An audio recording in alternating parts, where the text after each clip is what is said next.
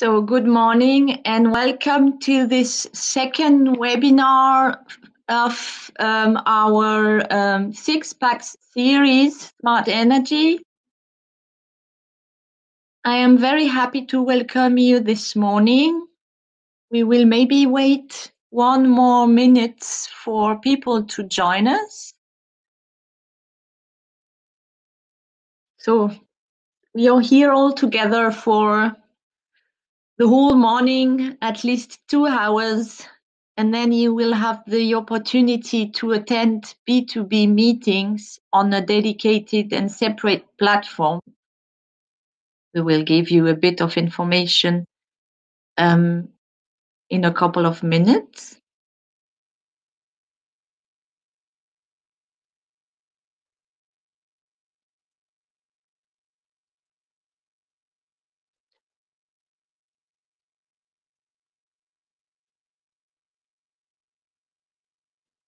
So maybe we can start. Good morning.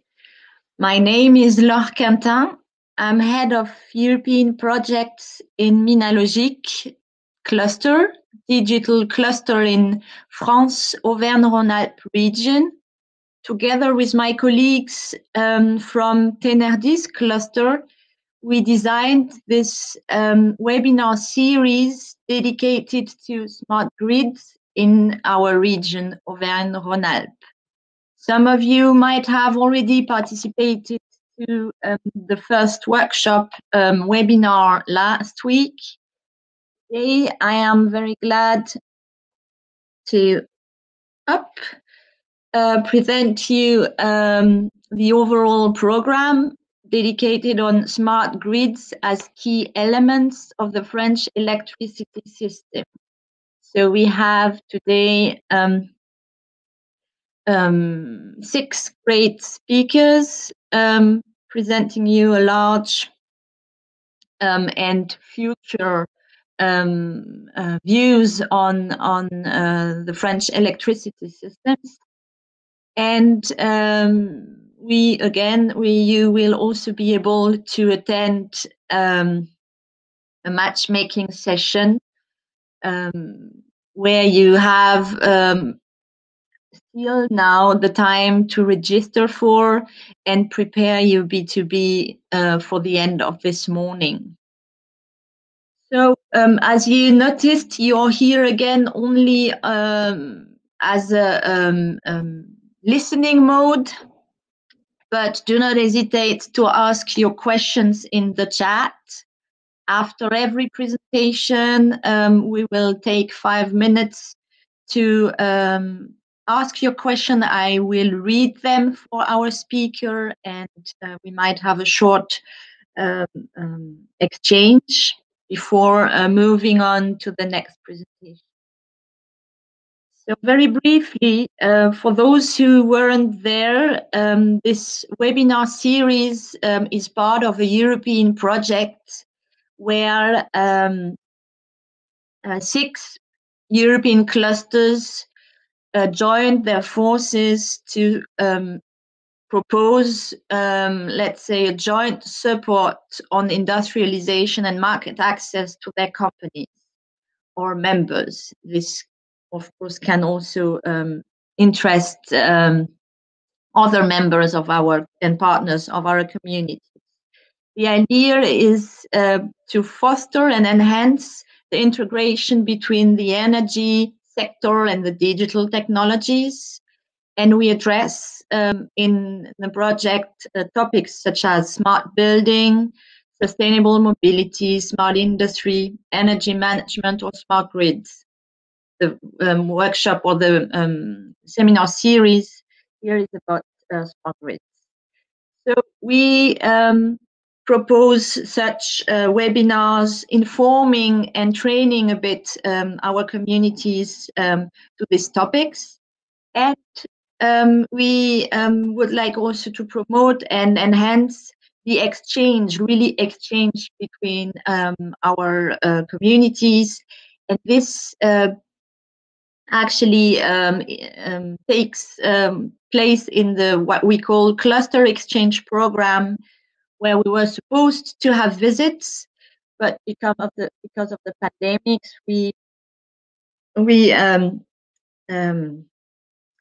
decided and proposed now virtual exchanges on a B2B platform. So after each webinar of the series, you can meet exactly the participants. So our colleagues in Europe do the same on other topics, and you can still, I think, have one chance to listen to speakers from Italy about hydrogen technologies. Our Belgium colleagues present more their energy communities in Belgium, and here smart grids. More to come, but we don't have any information yet, is about smart buildings in Hungary. So just here, the overall program of our series. So we are here on the second webinar on smart grids as key elements of the French electricity system. Just mark in your calendar the 4 next meetings and dates every Thursday, same hour. Matchmaking session is here again for you, the link to register. You can do it until the last minute. Just very quickly create your account and select your partners you want to meet in short B2B online meetings. So it's okay from now for me. Let's give the floor to our presenters today. And I'm very happy to and glad to welcome our first speaker, Noureddin Haj-Said from Grenoble ENP Engineering School. And he will present us his big picture of smart grids in France. Mr. Haj-Said, the floor is yours. Welcome.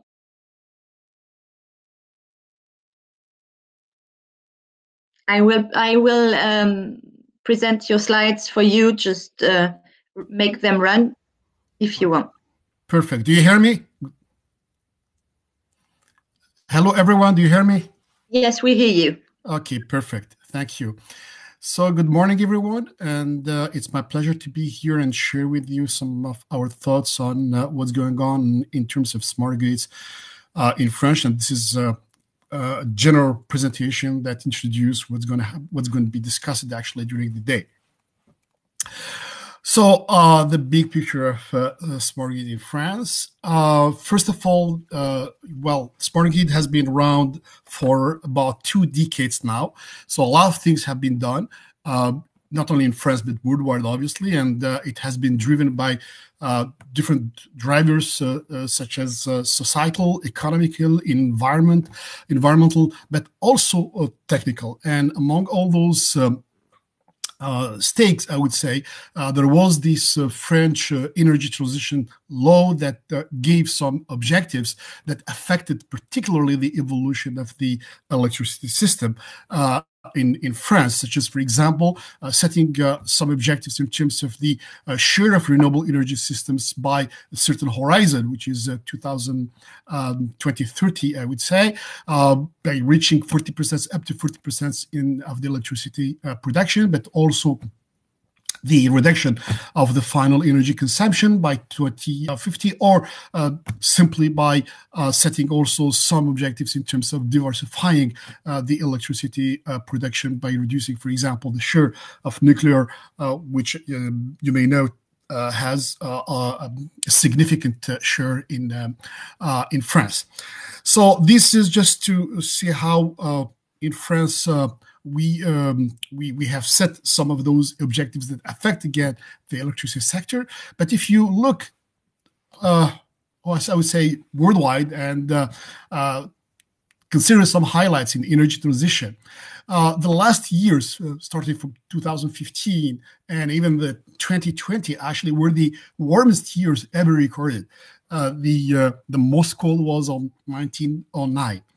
And of course, what just said in terms of law. There was this energy transition bill and the COP21 that set the 2 degrees for the 2 degrees reduction in terms of temperatures, that also bring a momentum everywhere towards more renewable energies and so on. As a result, actually, we have seen that it has been between around actually the average of $300 billion invested in renewable energy worldwide. And currently, we record something like 1,300 gigawatt of PV and wind worldwide, and with the objectives, or with perspective actually, that we can reach something like 2,000 gigawatt by 2022 and 2023. So there is a very important increase, and the same thing also in terms of decarbonation, with the fact that we have seen the takeoff of EVs.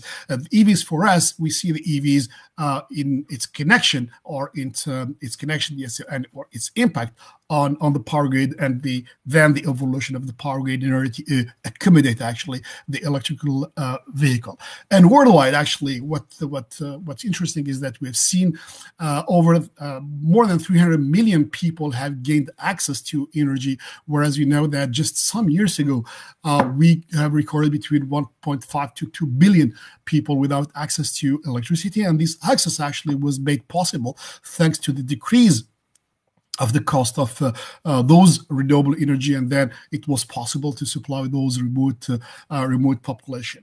But definitely, the thing is that with those renewable energy, we've seen that we know that with the projection on 2024, the 2040 or 2050, we know that although we have those objectives of reducing the electricity, reducing the energy consumption, however, the electricity will take an important share, which means that if you can look here, the green part, which is the electricity share in the energy system, and that electricity share will be increasing. I would say here that somehow the future will be electric, but anyway, the thing is that the electricity vector will represent a significant share in the overall energy system, and it can be seen also not only for this decarbonation and change in the usages, but also the electricity for digital that will increase, and also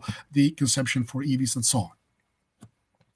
So, as a matter of fact, we have seen this the French evolution that you can see in terms of renewable energy sources. And currently, what's important, what's the message today is that just we have something like, of course, the end of 2020, the renewable energy sources represent something like close to 27% of the French consumption. But what's important is that we have, for example, just the wind and PV. Today we are about 27,000 megawatt, and 20,000 megawatt. It's not the number that's important. What's important is that if you consider just, for example, the distribution grid, and the distribution grid that represent more than 400,000 distributed generation units, and just keep in mind that some years ago, I would say maybe just less than 10 years ago, that was almost zero at the distribution grid, and now we are more than 400,000 distributed generating unit. In addition, if you just consider, for example, just before that, when we have a peak demand in France of about 1,000 megawatt, that it can be supplied, theoretically speaking, by 1,000 large generating units, for example, nuclear. Okay, 1,000. But here, from the 27,000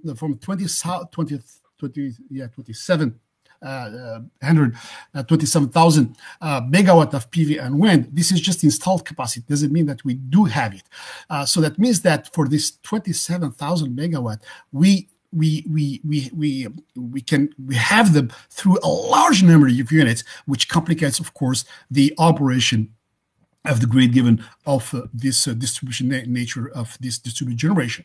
And this movement, actually, this dynamic is actually worldwide. And you can see just underneath that this is the same worldwide, where you have the same evolution for wind and the same evolution for PV. Now, what's the impact here? What's the impact here on the grid? So this is just the picture, the overall picture of the grid. It's a pity. It's a little bit unfortunate because the fact that we're using this video tool, I cannot use the animation. Otherwise, you will see a nice animation here. But it's the tool, and I will work with it. So we have here this the grid with those two parts, the transmission and the distribution. So some years ago, as I told you, since we don't have that many generating units at distribution grid, the energy was flowing mostly on central generation down to the distribution grid with that was acting just as the delivery system, which means that it delivers actually the last kilowatt hours to the end users down in the feeder to the end user. But now, with those the development of renewable energies, having in mind that today in France, because this is the picture for France, nearly 95% of all these renewable energies are connected actually at the distribution grid. And this distribution grid, given the nature of the distribution grid, it was not designed to host that large number of distributed generation in this grid. And as a matter of fact, I mean, there are a lot of issues that happening, including, of course, reverse flows, but we have some positive and negative impacts. Some are positive, obviously, but most of them are negative. The fact that they are renewables, because the output, for example, I'll just show you later on that the output of those renewables, they are not traditional for the power system. Managing the assets, which means that for us, the power grid in France, in particular distribution grid, is where the average age is about 30 years. Is about 30 years. Well, when you compare it to the other power systems, it may look actually as young, but still, 30 years. We know that the failure rate is relatively constant for the first 30 years, and after 30 years, then it starts to change, and we can get more failures. And when we get more failures, then the cost of the failures is high, and it's less and less accepted by the people. And in addition to that, the operators, actually, that you will see the presentations after my presentation, you see that they are facing to fast evolution.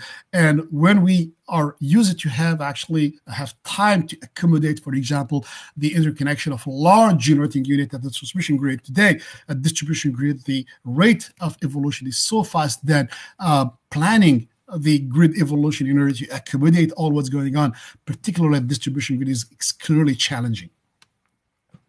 Now, when you look, this is always what I like to show this slide and this picture, because it gives really the view on how the particularity of those renewable energy sources with respect to their output.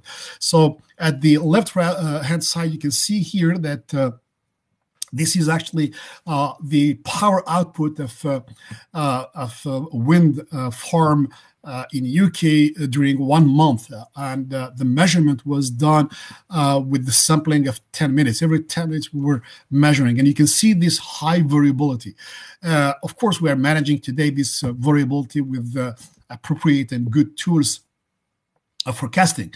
But when the situation when we have a large volume of those renewable energy, having in mind that the pooling effect is not really effective for the wind generation, but the forecasting, actually, we know that even today sometimes the forecasting tools they may present about 50% of error, and this is extremely challenging. And the same thing on the right side here. This is also a PV farm, and the PV farm, which is about 4 megawatt in southern France on one day, that is quite favorable, and you can see the variability as well. And this is the high variability is mostly linked to clouds when they are crossing actually the PV plant, and you see also that we have this variability. And again, keep in mind that the pooling effect is not very effective in this situation. And when you add actually what's going on and what will going to happen with respect to the plug-in electric vehicle and the projection that we have, which means that we are, for example, just here you have the RTE projections where by the horizon of 2035, we will have between 9 to 16 million electric vehicle, and this also will be challenging, particularly if we associate those electric vehicle with fast charging stations, and then fast charging stations for the distribution grid may be challenging, and then it pushes actually towards thinking about more smart, I would say, smart management for these issues, particularly for smart charging, because some of the experiment that was conducted in different area of the world showed that without some smartness in the management of those charging, actually the charging actually was added to peak demand in the system considered. So that definitely there is a need for this smart charging. Of course, the technology is right; they're here, but the question is definitely accommodating the fast evolution. The same thing also now, besides this variability, you have the technical impact of the distribution grid. I will not detail here because they're a little bit more technical, where you have voltage challenges, voltage impact on the grid. You have technical losses on the grid. You have also harmonic at the secondary distribution, because some of the transformers, we have seen failures, a lot of failures of transformers due to this harmonic caused by actually the inverters, low quality inverters. And we have solution. We know how to deal with the harmonics, but the question is again accommodating, of course, the fast evolution, determining where, and then who's going to pay the additional the initial investment. And one other thing which is on the overall grid, we are concerned more and more, is actually what is called the reduction in the system inertia. Where in traditional system we're used to have actually these large we call them synchronous generating units, which are actually rotating machines, and then the rotating machines. Actually, they provide also one thing, something that is interesting for the grid, particularly with regards to its stability, is the inertia.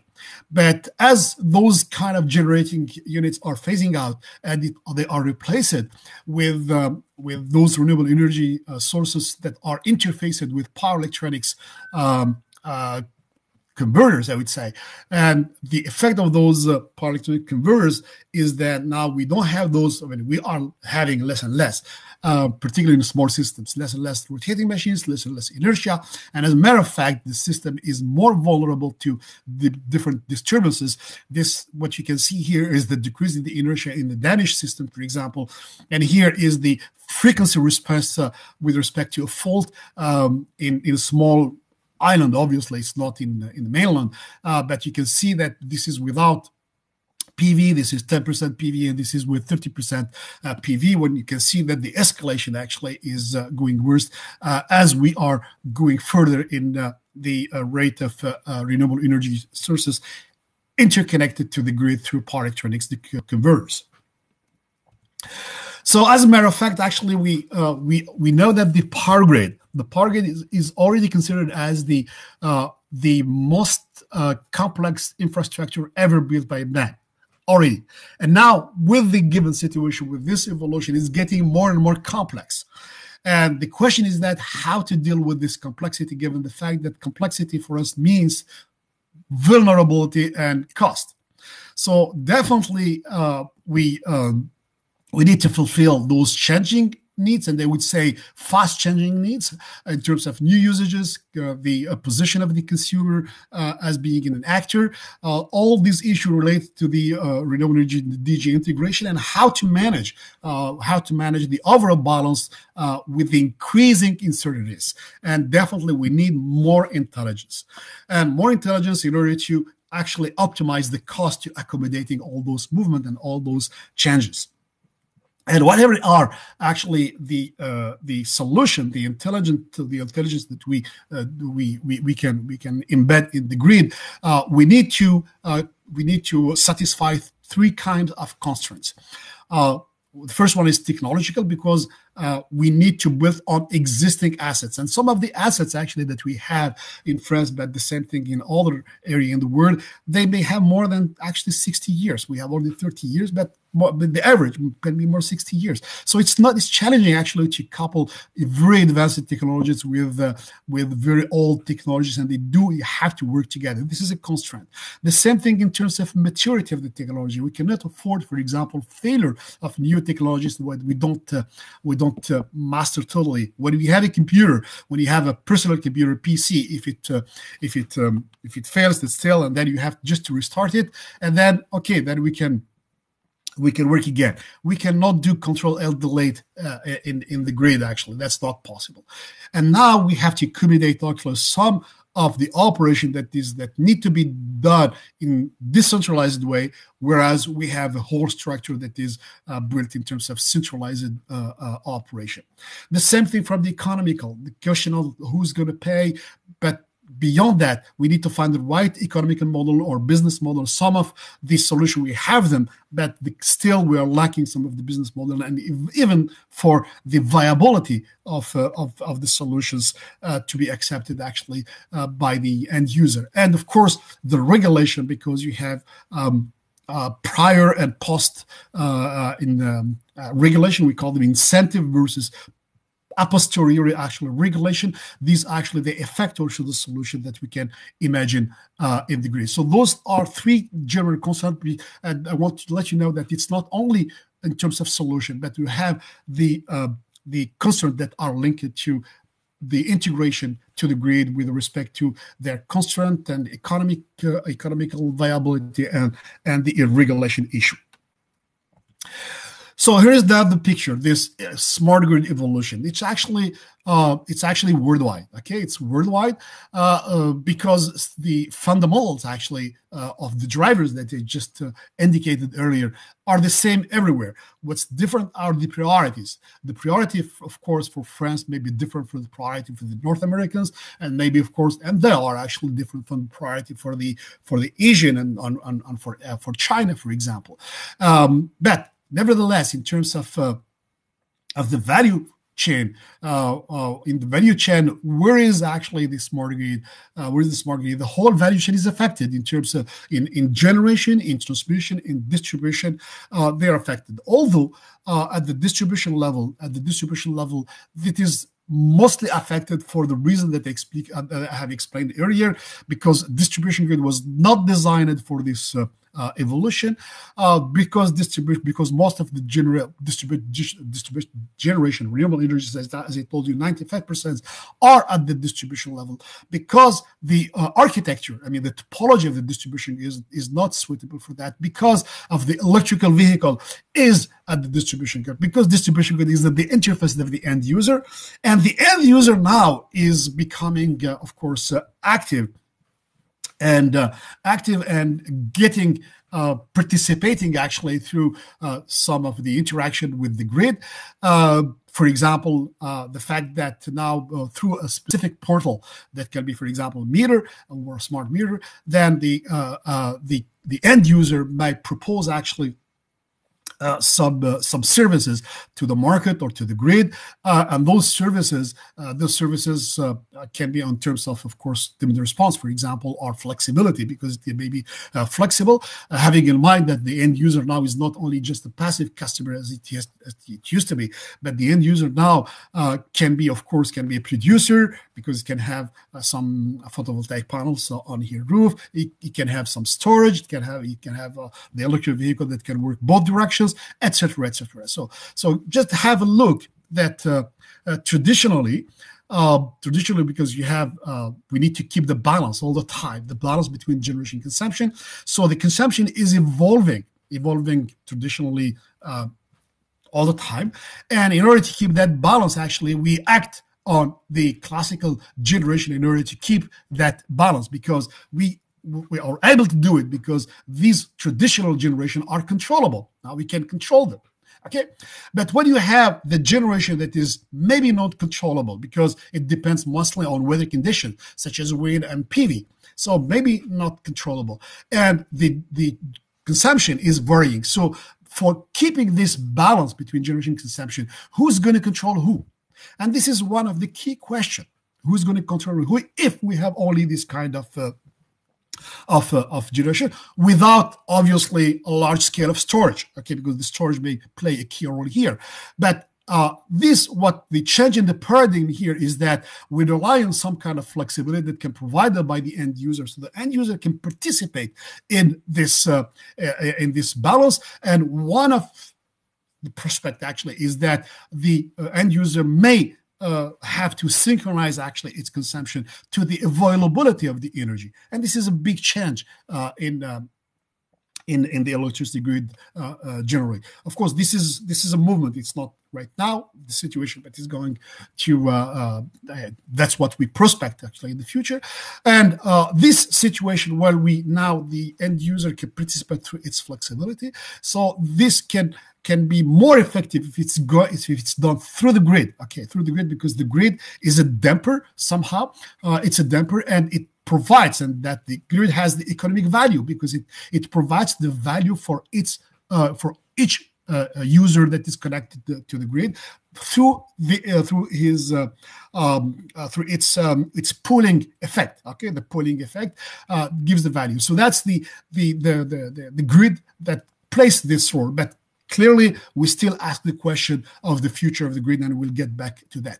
In this chain, the meter, the smart meter, the smart meter is a key element of the smart grid. But you can see that it's not the only one because the whole chain actually is affected. So there are in order to test some of those solutions, there are a lot of business cases. I would not some use cases. In order to test some of those solutions, I will not details on that. Some of the examples, of course, the safe and economic integration of renewable energy sources and new usages, for example, flexibility issues with the demand response, how to manage the fault quickly in order to increase the resilience of the grid, the new generation of the substation that may be safe and communicating, adaptive protection, and so on. So there are a lot of technologies that have been tested through a lot of demo projects. And in France, we have tested, actually, we have run through over 120 projects on the whole French territory, a project on smart grid, a demo project, okay? Demo project, and those projects, they were dealing with the whole energy chain, generation, T&D, and customer involvement, from planning to operation, and grouping, extending stakeholders from academia, research center, industry, local communities, regulators, and so on. And what happened actually is that to prove this innovation and validate some of the technology options and open up future R&D directions, and of course, before that, going from demo project to deployment. You can see here the use cases here: electric vehicle integration, REST integration, storage, load management, and so on. And Mr. Riyad Said, we have 5 minutes left, and there are a couple of questions. So if we want to have 5 minutes time to exchange. I have just a couple of slides, and then we'll finish. Okay, so 5 minutes. Thank you. Okay, so and today actually we have just completed actually three large-scale deployments. If we went through demo to deployment, and deployment in 3 regions, and then from those deployment we can go further to the whole territory. This is just to let you know the France with respect to to EU, and this is interesting to see in the budget that are allocated, and you can see here that France is number 1 in Europe according to GRC, and you see that interestingly is that most of the funding comes from the private sectors, which means that they foresee some business in this area, and that's why they have this investment.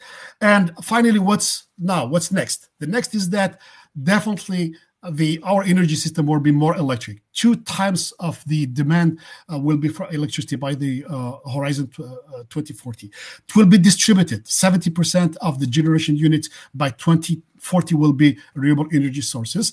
And we still have to accomplish some more steps in terms of efficiency, and our energy system will be more connected. And the emerging consequence is that we are going towards maybe more DC. So this is the reverse of Edison somehow, because of renewable energy systems and efficiency, emergence of local actors, communities, and so on. I think that there are some projects in this area, and there is a change in the paradigms, economical and technical. The fact that we are going from marginal cost for the generation to service offer, because the marginal cost of renewable energy is zero for virtually. So we're going to service offer, from passive consumption to synchronizing the demand to energy availability, and from microgrid actually to blockchain and concept peer-to-peer energy. Definitely we're moving to more. We have to manage more local grids, local cells, with challenges related to the grid value. If we have only cells, what the grid value is? It just for the security at the end, or we still have to keep the pooling and the economical value of the grid? The market models, because more we go to local, the market is questioned, because from the theory to the economical theory is that the more is global, the more is fluid actually, and the quality of service, because the resilience is ultimately the key issue. So we have some issues related to distributed energy at local with this local management, where we embed some of the technologies there and interacting with local cells. With those local cells, we can find different kind of intelligent functions in terms of protection, in terms of flexibility, in terms of control, and so on. And one of the example, and I'll finish here, one of the example where we embed this distributed intelligence with the whole impact of the grid is a kind of the transmission. People, they know that the droop control that traditionally was on generating units, and we have put those droop control, translated it at the end user for flexibility issue, and then distributed largely on all the end users. And finally, we're able here to really to add a new margin for controlling the grid when it is faced to high variability. There was a test, for example, in one island here, where without this flexibility, we were facing a blackout. Whereas when we could put this distributed intelligence, then we can almost keep the system operating correctly. So since I don't have time, I will just immediately go to some messages. And this is my conclusion, and thank everyone, will be happy. Well, one thing is that we're going from heritage to definitely innovation. And my message is that keep the system view, avoid the analysis by segment. Don't opposite local through global. They are complementary, okay? So local and global. And we're facing a remarkable field of technological development, and for the people, for example, SMEs with business development, actually. And the question here and how we can manage those transitions for more smarter grid. Thank you for your attention. I'm sorry if you have spent more minutes than what was initially allocated to me. Questions? Thanks, Mr. Achtaid. It was a very rich presentation, very good and interesting. Yeah, there is indeed one question in the chat. Would you recommend the generalization of electrical heating for the future? Could the national grid support such a change? Well, the answer to this question is actually related to what's going on in the buildings. Because if the buildings they are energy efficient, if they are very energy efficient, which means that the leaks and the waste are so low, then yes, the electric heater is more effective. It's because its investment is very low, and if the building is efficient, electric vehicle is mostly most important. This is my view. Some of the others, they may have a different view, but there are some analyses that showed that yes, the electric vehicle, the heating, if the building is very efficient, or the house is very well isolated, insulated, then electric heater is more appropriate. Okay. Also along. Basically, that's what I do for my house. Okay. Yes. And also along with well, let's say generalization of electric vehicles, it can both be supported. Well, this is also a very good question, because we are facing this fast increase of penetration of electric vehicles. Well, there are a lot of studies done by different entities, by the transmission system operators with respect to the overall balance, by the distribution grid operators to see how he has to accommodate the electric vehicles. So there are a lot of studies. And basically what it states is that there will be the impact. There will be the impact for the distribution grid, for example, in terms of constraints, for example, voltage constraint, but also in terms of aging of the infrastructures at the transformer level, for example. There will be impacts. Okay, this is clearly. But if we introduce smart charging, as just to indicate it, smart charging, which means that we don't add the charging when it's a peak demand. We try to charge when it's at the valley. Well, I'm saying something very obvious because it has been very well documented. Then we will be able to accommodate the arrival and the generation of electric vehicle. We will be able to do that. Now, the question for which is one of the messages I insist, is that there is absolutely an important coordination. It needs to be coordinated when we develop actually the infrastructure for charging, whether it's for example, fast charging.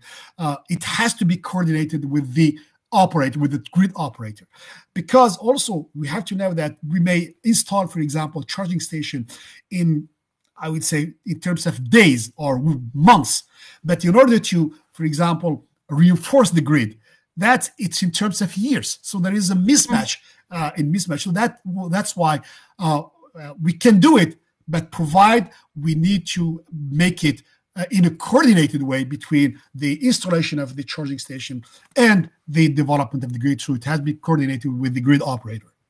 Okay, thank you. One last question, and then we move to the next one, because the next challenge will be the regulatory aspects as well.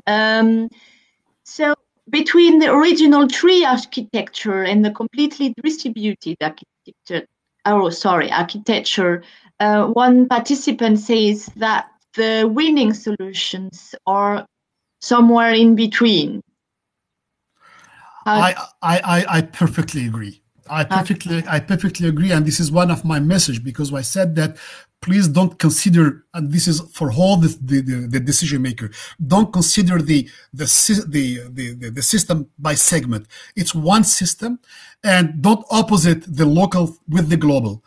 They have to work together. Sometimes it's more efficient when it's local. Sometimes it's more efficient when it's global. In terms of optimization, it's always more global the more is optimum. But sometimes it's local. It's interesting. And in terms of architectures, it's not one against the other. It's not fully distributed against fully centralized. It's always some in between. When we see that it's more efficient that is distributed, then we distribute the intelligence. When it's more efficient, then we need to have some more coordination. Then it will be more global. So both of them need to work together. Definitely, I do agree. Yeah, many thanks. Yeah, and we need to be smart everywhere. Definitely. So many thanks. Many thanks. So now I am happy to welcome our two new speakers that will talk about regulatory aspects in smart grids. So I'm happy to welcome Guillaume Magnin and Guillaume Bullier, a Guillaume duo for this presentation. The floor is yours, gentlemen. Hello, everyone. Can you hear me? Yes, that's perfect. Hi. Okay. So we have a presentation divided in 3 main steps.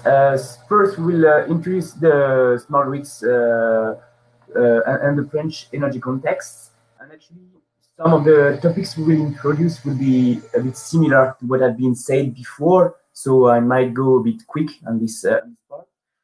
Then we will present to you some of the way CRE is driving innovation and driving the reflection on future developments.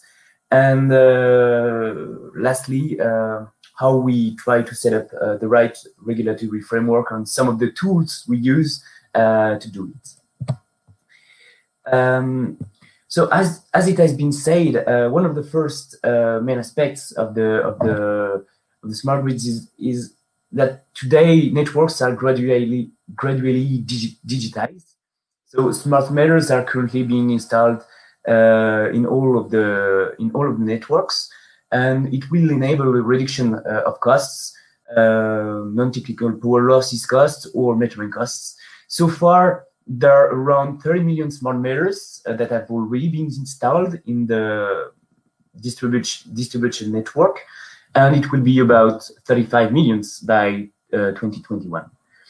The data these smart measures provide are already been can already be accessed by authorized third parties through different channels that have been implemented by the TSO/DSO.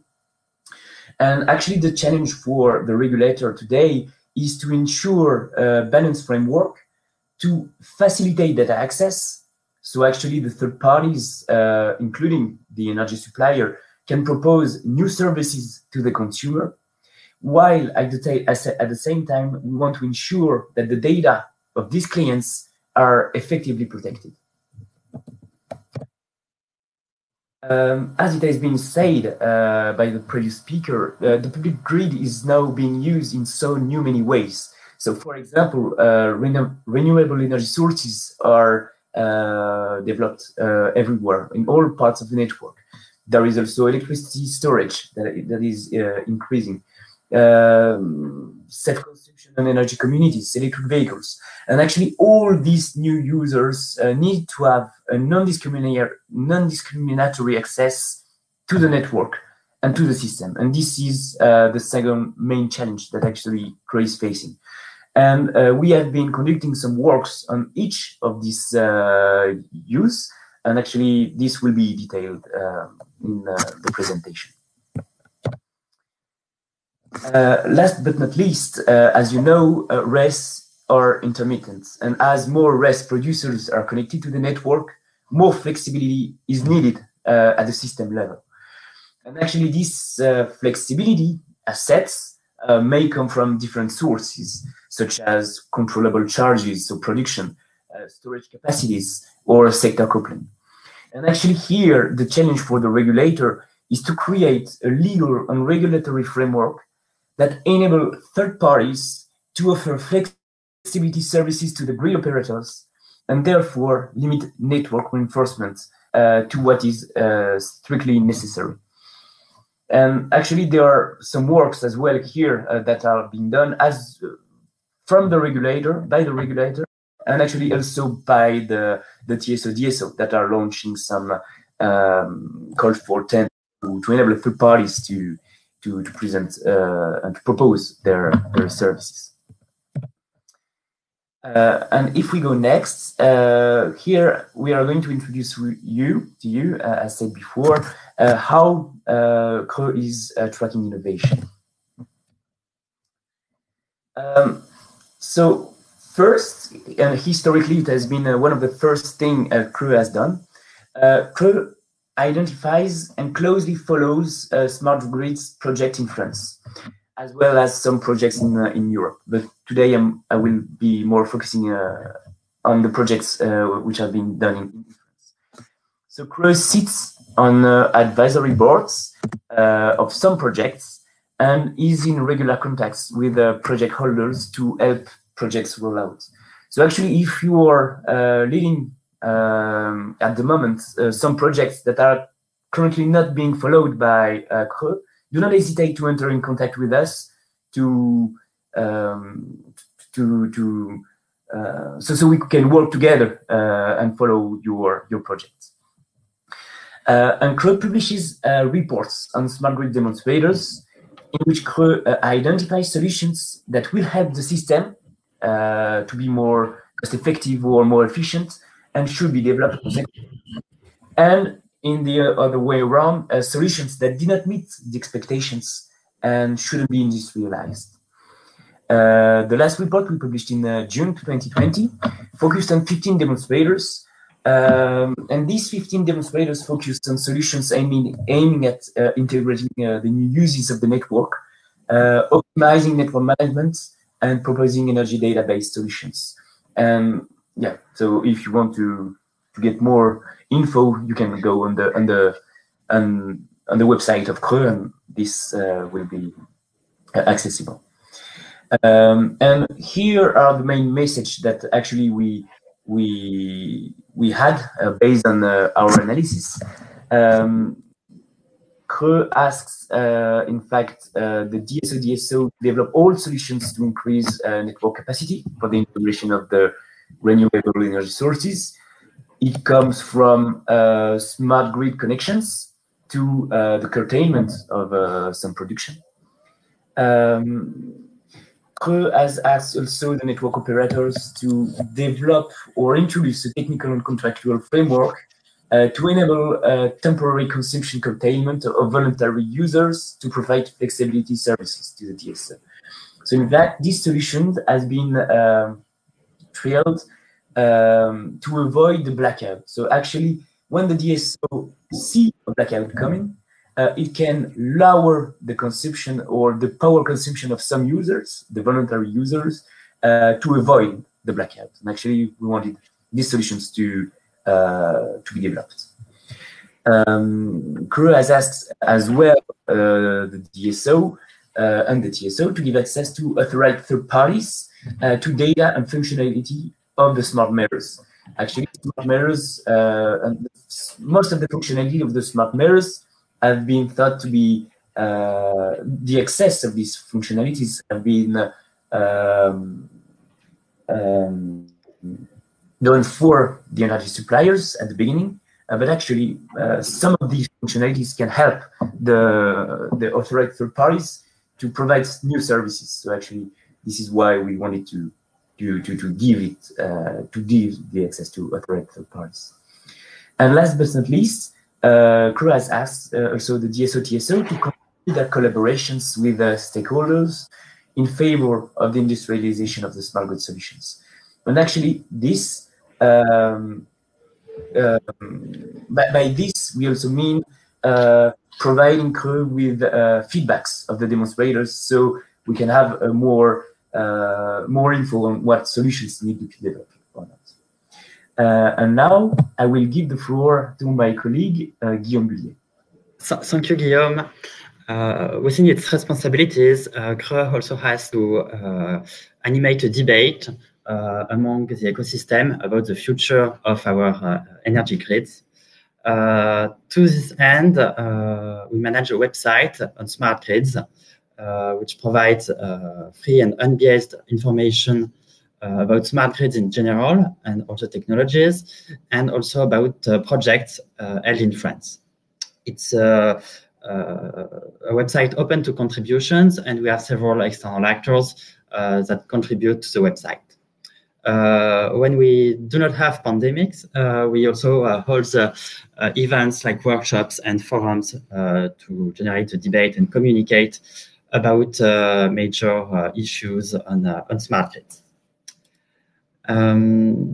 CRE also closely works, closely studies the work of the networks operators, and we publish reports on smart grids to formulate some recommendations and specific demands for the rollout of smart grids in France. More recently, we focused first on electric vehicles. We formulated recommendations about smart charging and the optimization of the connection and of the location of electric vehicle charging infrastructures. About storage, we formulated recommendations about the simplifications of the market access rules and the connection rules of storage to facilitate their participation to the flexibility mechanisms. We also ask the network operators to take flexibility solutions into account for the network design and to communicate transparently about the local needs for flexibility in order to so that some actors can provide flexibility where it's needed. We also have to set the right regulatory framework to allow the development of smart grids in France. And the energy and climate law introduced in France the regulatory sandbox, which allows the minister or CRE to grant temporary exemptions to some project holders, temporary exemptions to the network access rules or the network uses rules, in order to experiment innovative services and technologies aligned with the energy transition goals. During the last window, we received 41 demands from various project holders. We are going to publish a decision very soon, and some of the project holders will be able to lead the experimentations related to very important subjects on smart grids like power to gas, storage, and local flexibility. We will open a new call for project during the year, probably at the second semester. Finally, CRE's responsibility is also to give to the networks operators the resources and the incentives to carry out their research and development. So it was taken into account in the definition of the expand trajectories of the operators. And we introduced a smart grid counter, which enables the operators to ask for additional funding for smart grid investments. To finish, to create incentives for the network operators to take specific actions which are necessary for the development of smart grids and for the development of innovations by external actors. We created a penalty mechanisms in case of delays in the implementation of these necessary actions. These actions must lead to concrete results in the research and development programs of the network operators and the effective use of flexibility sources and all innovative solutions that can provide services to the network. If you have some questions, we still have a few minutes to answer. And otherwise, I recommend you to don't hesitate to contact us at the email address that were displayed. Many thanks. Yeah, indeed, we have a couple of questions for you too. Is active power curtailment of distribution connected RES from DSOs allowed? Like it's written as operation set point controlled from DSOs. So to be honest, I don't know the whole regulatory aspects, but actually I know that in some contexts the curtailment is possible. So, for instance, in the case which is really specific of the smart grid connection,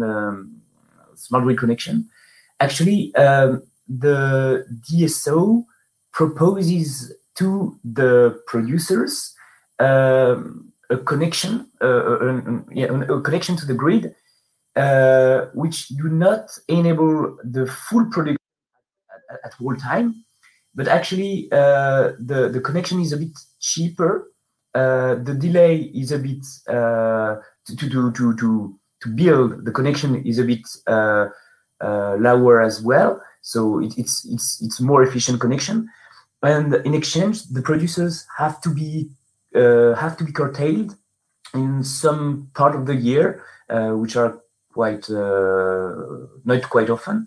And so in this case, curtailment is possible. I don't know if I answered the question well. I hope so. If Georges wants to react on the chat, if this is yes, thank you. Do you cooperate with energy, I guess, industry associations, the syndicats in French, and their local representations? We are in relation with them about local projects and the network, the local distribution networks. Of course, to study with them the innovative projects that are led on the territories, and we are at the disposal of all local actors to answer their questions and understand their needs about the future of the regulation. Okay, thank you. Well, a bit more largely, but how about safety regulations? Do you operate on that? Is it one of your duty, or? I guess the safety of the grid, yeah. If Luca can maybe precise. That's not an exclusive competence of CRE, but safety is part of some aspects that are studied, for example, in the regulatory sandbox for the power to gas and synthetic methane injection in the grids. We have to study regulatory safety aspects before allowing some project and some derogation to the regulation, and to allow to generalize those derogation to allow some innovations to happen, which may have some safety consequences. So it's really studied with the collaboration of the minister and the network operators, of course. Okay, thank you. Okay. How do you take into account local public authorities who are the real owners of the distribution networks when you are proposing recommendations? So by public authorities, it's meant regions and departments, French regions. So there are many ways. The two first that come to my mind are actually we quite regularly proposed public consultations in which all the stakeholders, including the local public authorities, are able to discuss some of the recommendations we want to make. So this is one of the first main part. And actually, on the second hand, for instance, in the regulatory sandbox, we are obliged to come to the local public authorities when it comes to some specific aspects of their competencies. And this enables us to be in close contact with them to make sure that our recommendations are aligned with actually what their specificities are, I would say. Okay, maybe a last question, because we are a bit behind of schedule. If you have time after to discuss this in the B2B meetings, that would be great. So can you please elaborate a little bit more on what is understood under the CRE regulatory for smart grids in Africa? Sure. This is a question for one of our Flemish colleagues, apparently. Yeah.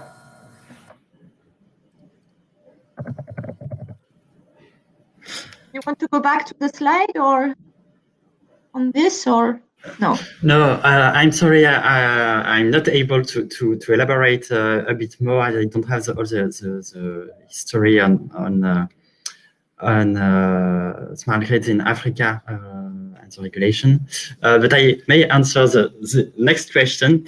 Do we take into account the environmental aspects? Of course. Of course, the goal is to regulate the networks in order to facilitate the energy transition and to answer the climate issues. But of course, we tend to be as neutral as possible about the different technologies that may answer those issues.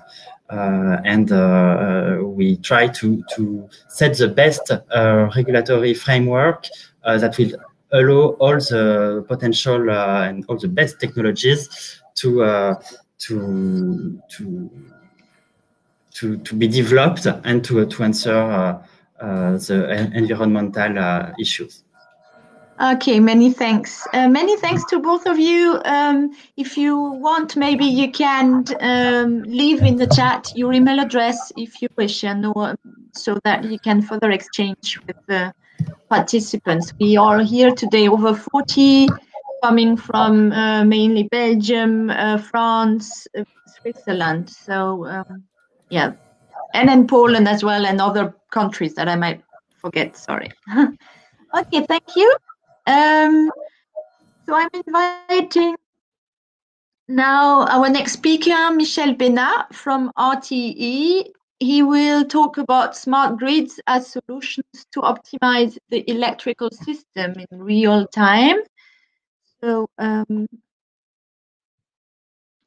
do you Mr. hear Benat? me? Yeah, we hear you. Thank you.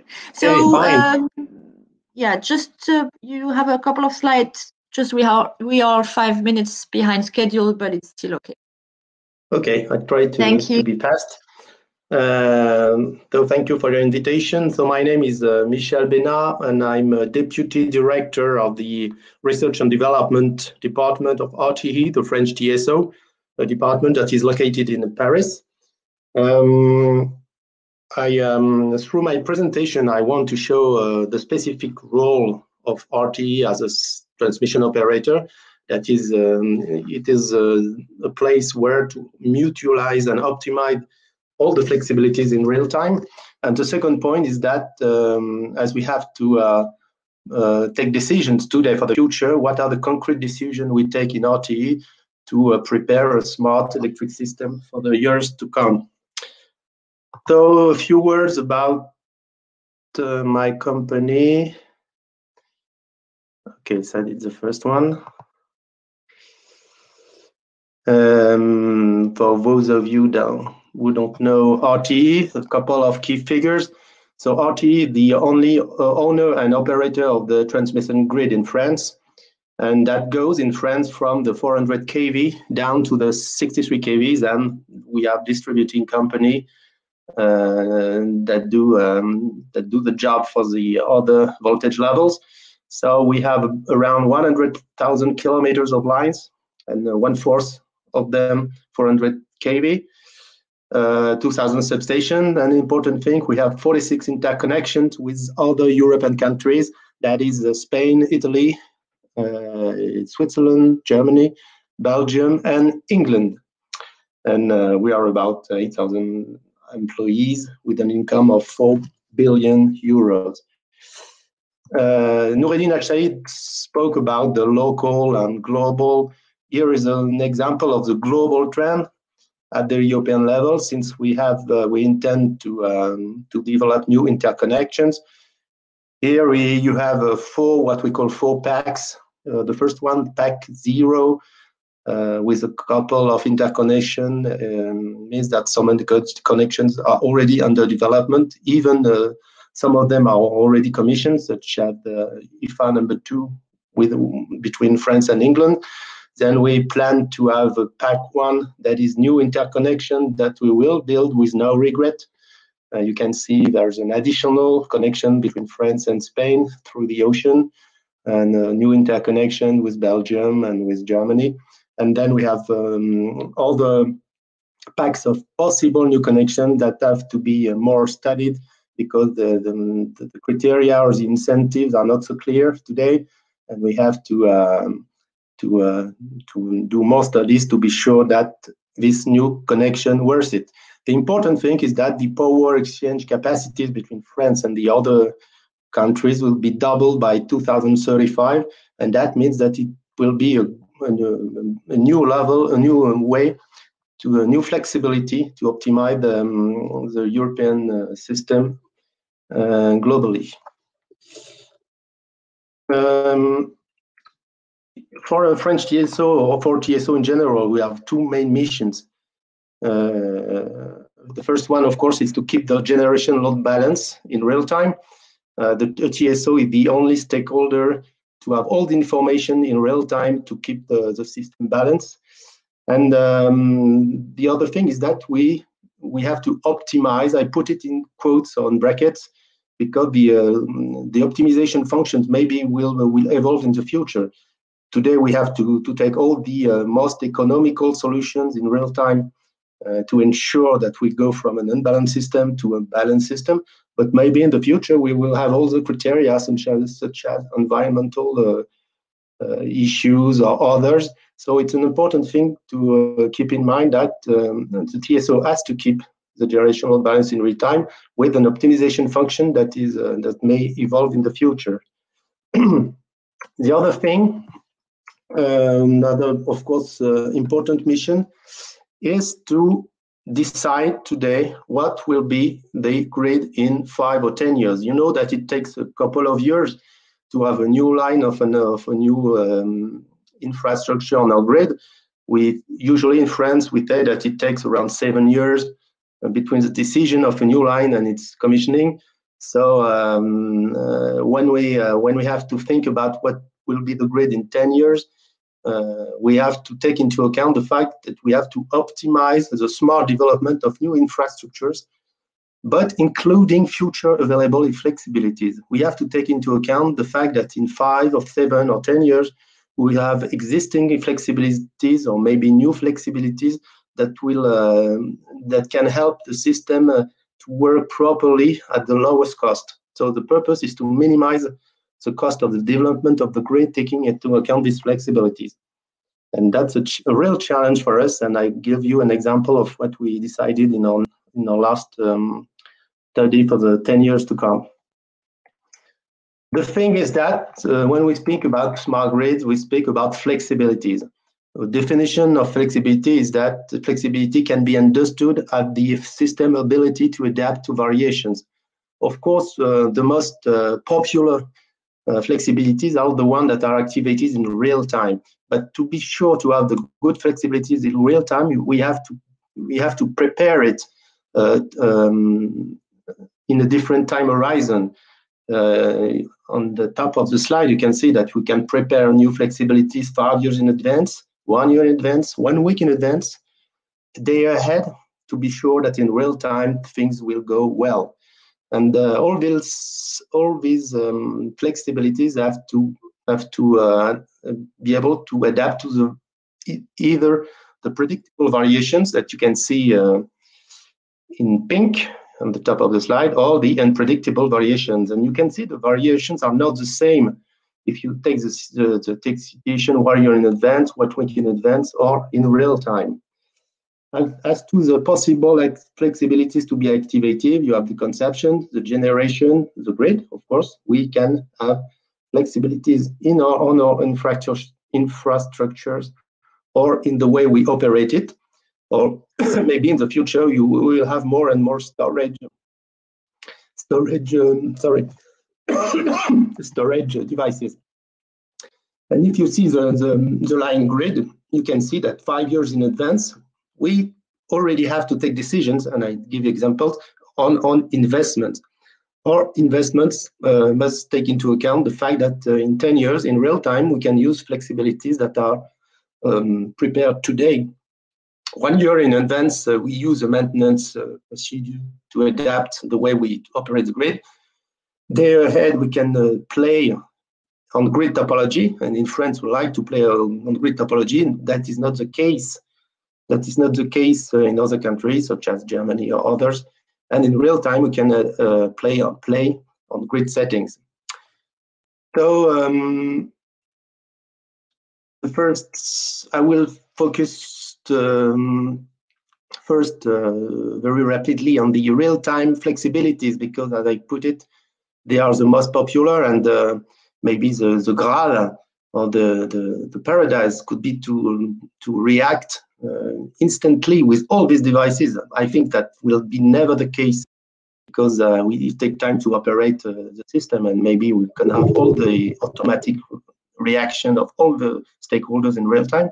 But of course, the purpose is to be able to take into account all these devices. In the middle, you see the French electric system, so the role of the TSO. And in real time, RTE can activate, if needed, flexibilities in real time. And this flexibility can come from the renewables. You can see it on the top on the left. But to be able to reduce, to curtail, or to use the ancillary services that can be brought by this new generation means it has to be prepared. So we needed all the European grid codes that are elaborated by all the European TSOs to be prepared in real time, to be sure that we can rely on the renewable to take part to the system resiliency. We can, of course, rely on consumption, on demand response. You can see it on the right. Today, I think France has one of the most relevant market design to promote demand response. Today, we use mostly industrial demand response to help to keep the frequency, at least in France, but also in Europe. And I think you know that in a couple of weeks ago, we had a problem in Europe, and we had to act very fast on demand response through some big industry in France to keep the frequency at the relevant level. Of course, we can play on the European flexibility, taking advantage of the interconnection that I mentioned previously. And we can play. It's not the case today, but I guess in a couple of years, we will have the possibility to play with storage devices such as batteries or big batteries, or the batteries that are in the electric vehicles. And you can see an arrow that goes from France to France. That means that we also can play on our own infrastructure in RTE. So the other thing that I wanted to put forward is that what we take in terms of decision today, how we integrate the future flexibility in our decision on investment today. So we are in the line grid with the flexibilities 5 years in advance.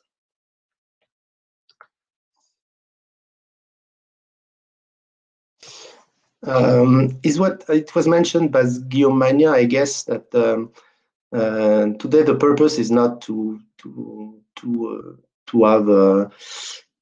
spend too much money on the grid. We have to take into account the fact that we have digital solutions that can optimize the existing and future physical infrastructures.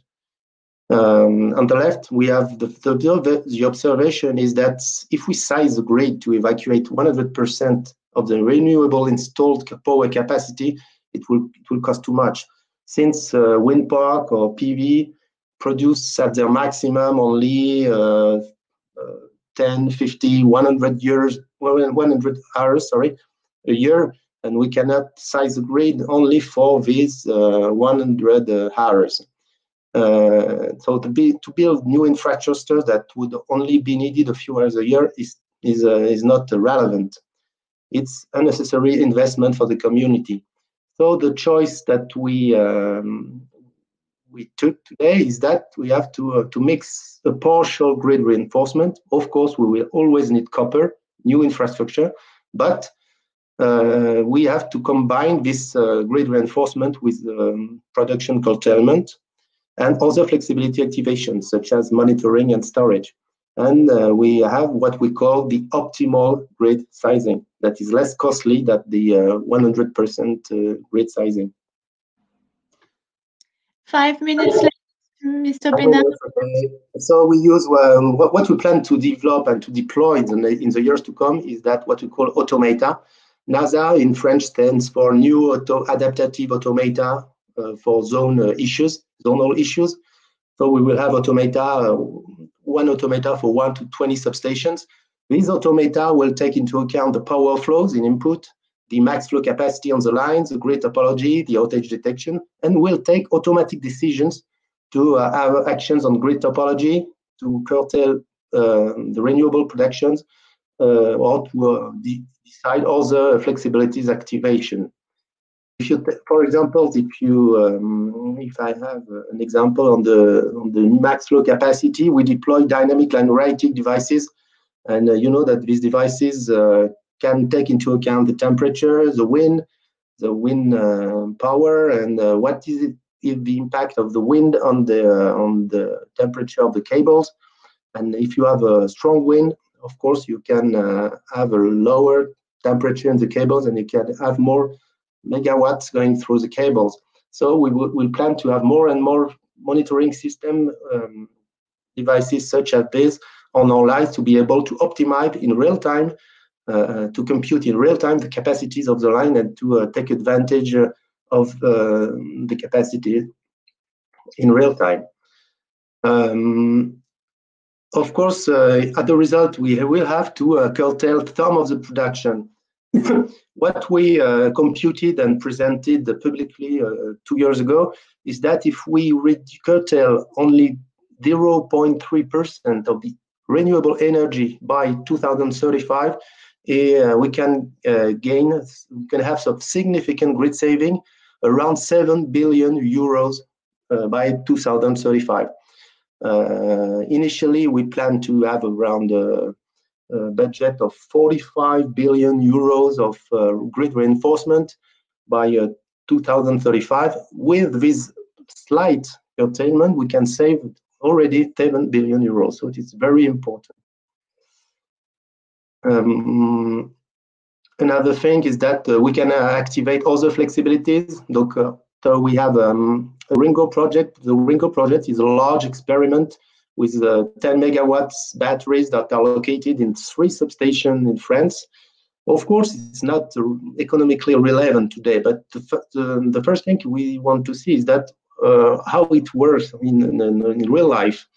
What are the benefits that can provide storage connected to the substation with multi-services in the future and so on, and to be sure that we can use it in the future as a flexible devices, operational and economically relevant device. So it's an experiment that only begins, and we hope to have results in 2 years. And we use also smart wires. Smart wires are devices that are put in the lines and then can modify slightly by a couple of percent the impedance on the line, so it can change the flows on the line while keeping the same infrastructure. And my last slide and my last minute, I guess. And of course, all these decisions, this proposition were made in what we call the French 10-year development plan. It's a document that says what we plan to do in the next 10 years to come. We presented this document in September 2019, and it was approved by the French regulator last year.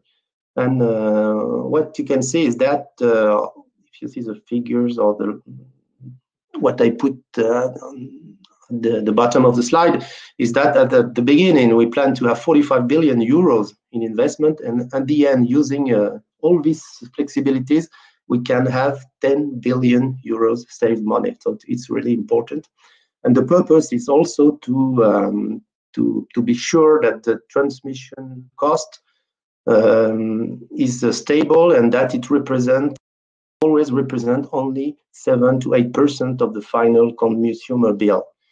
And we have I think a couple of figures comparing different countries. To be honest, I don't take the time to know where it comes from, but it is in our report, and it says that when you see what are the plan invested billion euros per new terawatt of generation energy, considering of course the past, the fact that France has a strong grid and so on, France is quite in quite good. It's quite the good how to say it, a good figure. And you can see that it will cost much more in Germany or in Great Britain, and that France is much closer to Italy or Spain. And we think that we managed to optimize investment for the 10 years to come and be able to accompany what you already mentioned at the beginning is a huge objectives that are wanted by the French government considering the renewables.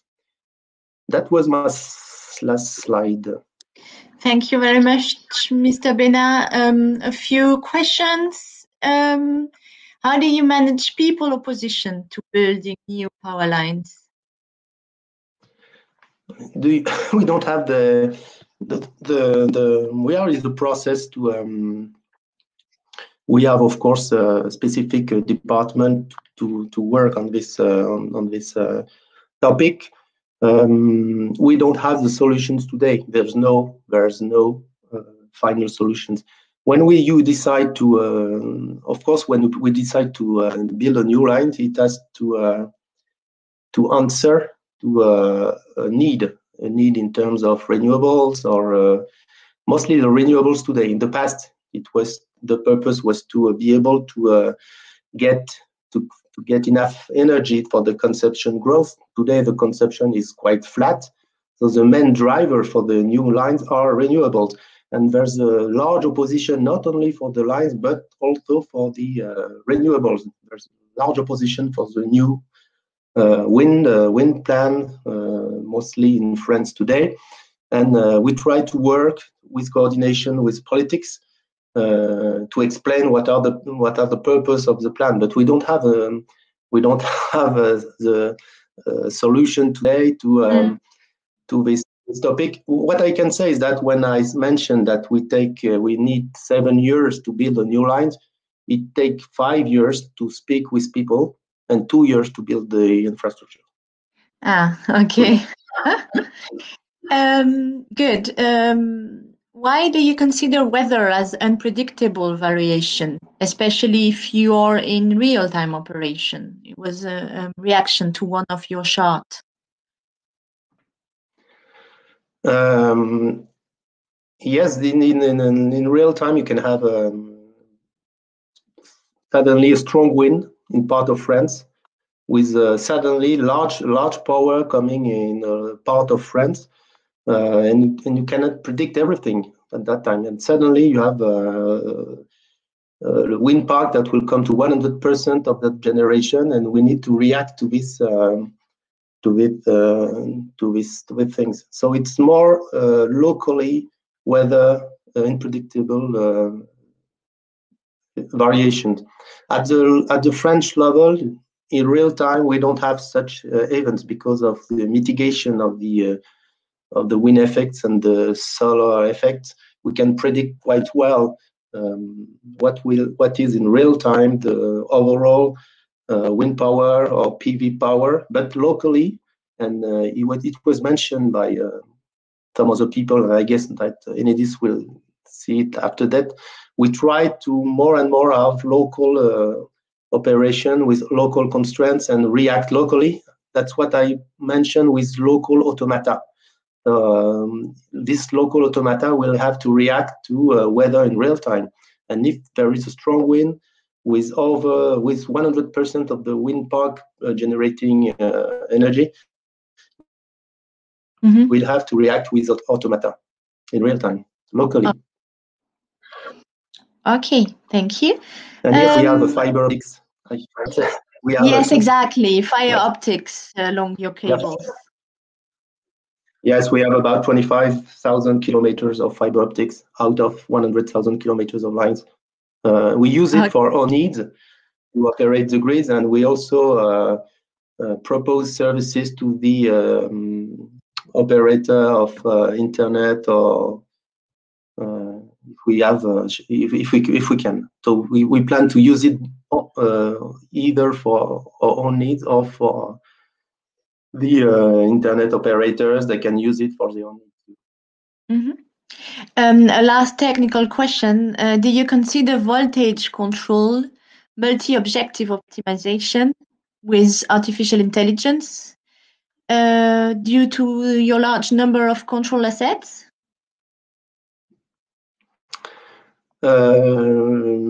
Of course, we have a lot of devices to control the voltage control, but we try in our R&D department to put artificial intelligence in the reactive control, but it's not yet conclusive today.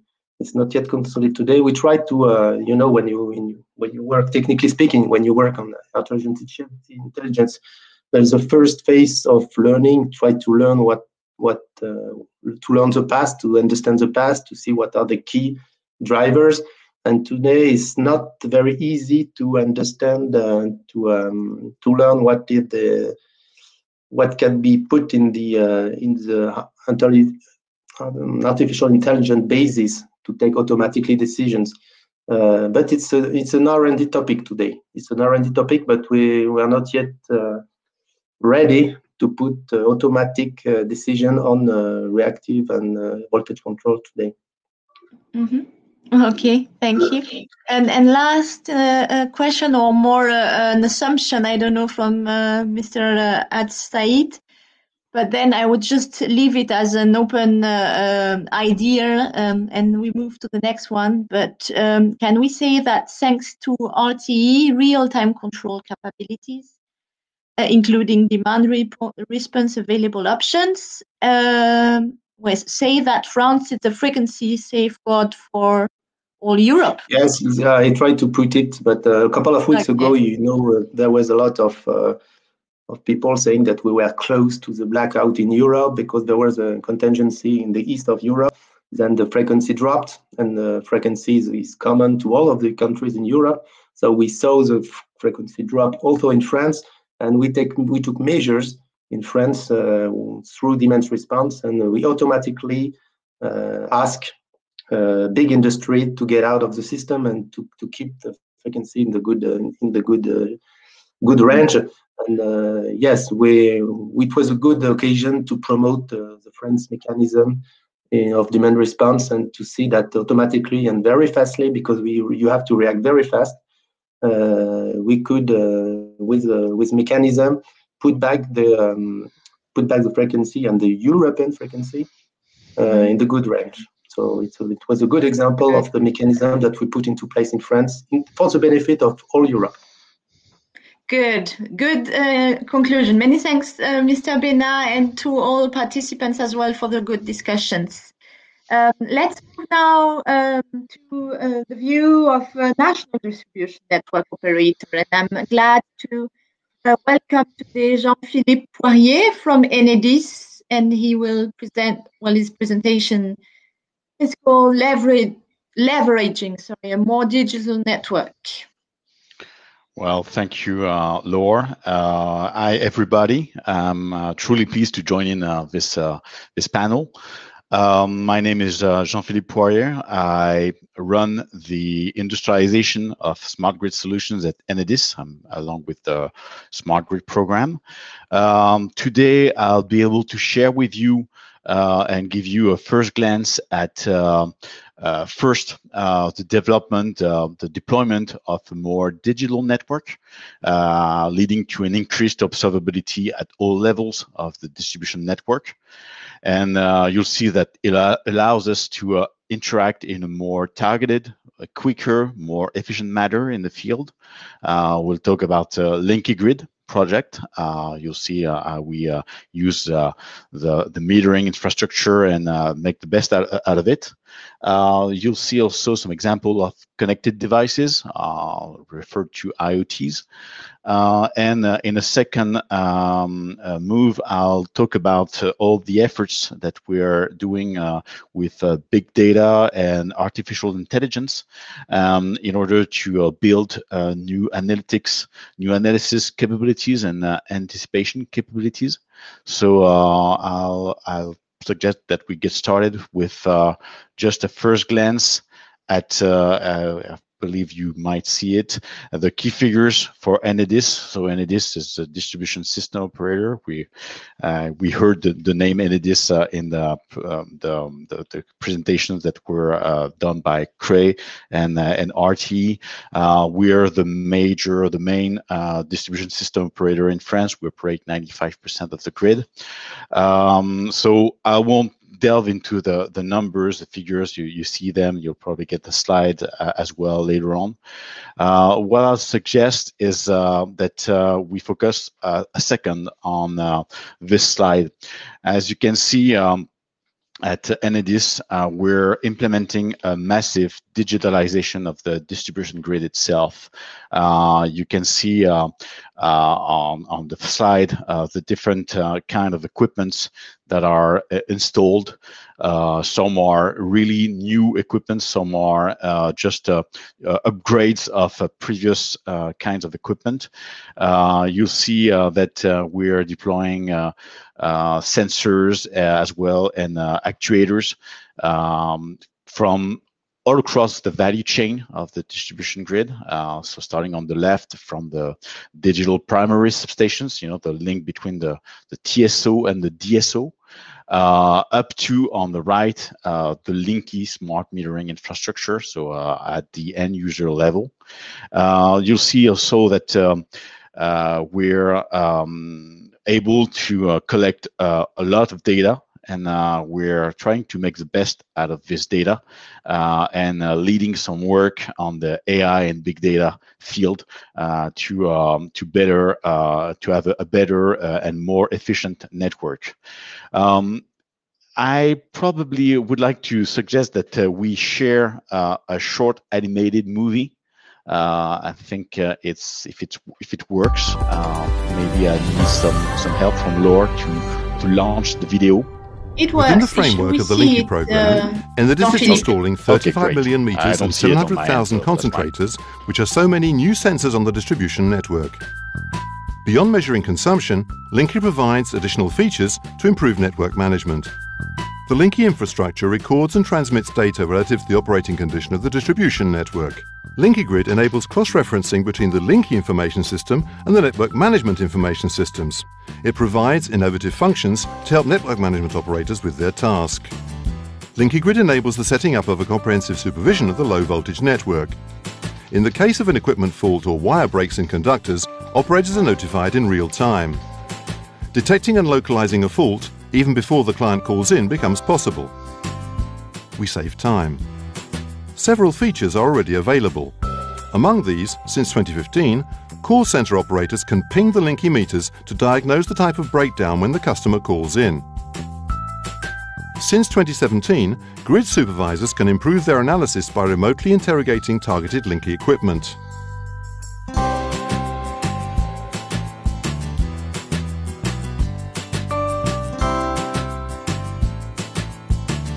Beyond real time, LinkyGrid helps cartographers reinforce the geographical information system accuracy, especially by associating customers' meters with their secondary substation and even with their low voltage phase.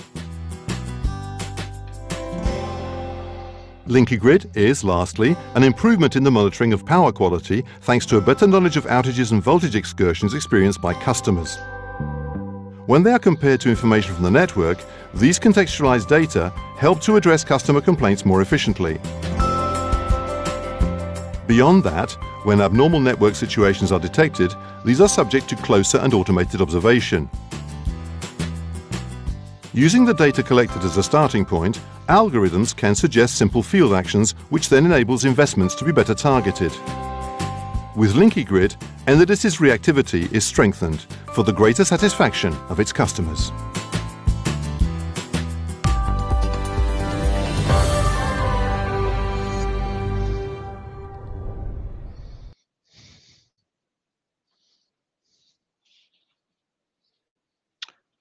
I guess we are now on your slide on Linky grid.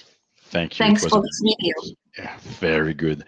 Well, so as you were able to see and witness it, the Linky metering infrastructure is just a bit more than just a meter and information systems with it.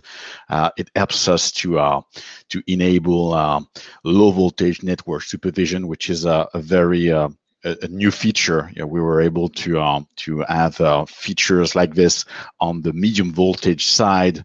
It's been years with that, but on the low voltage we were blind. So it's very helpful to be able to act in the field in case of a fault, even before customers call. So it's changed quite a bit the way we operate the business, and we are able to be proactive as opposed to be just reactive when customers call and tell us that they are out of power. I'll move over to a different set of a different field. In the same way that we were able to move from a meter infrastructure that was working fine for years, and we made them connected. So it happens the same way with connected devices, so IoTs if you wish. We started with equipments that were already installed on the network, so it would be the low voltage or the medium voltage network, and made them connected. You can see on this slide 6 major solutions that were industrialized.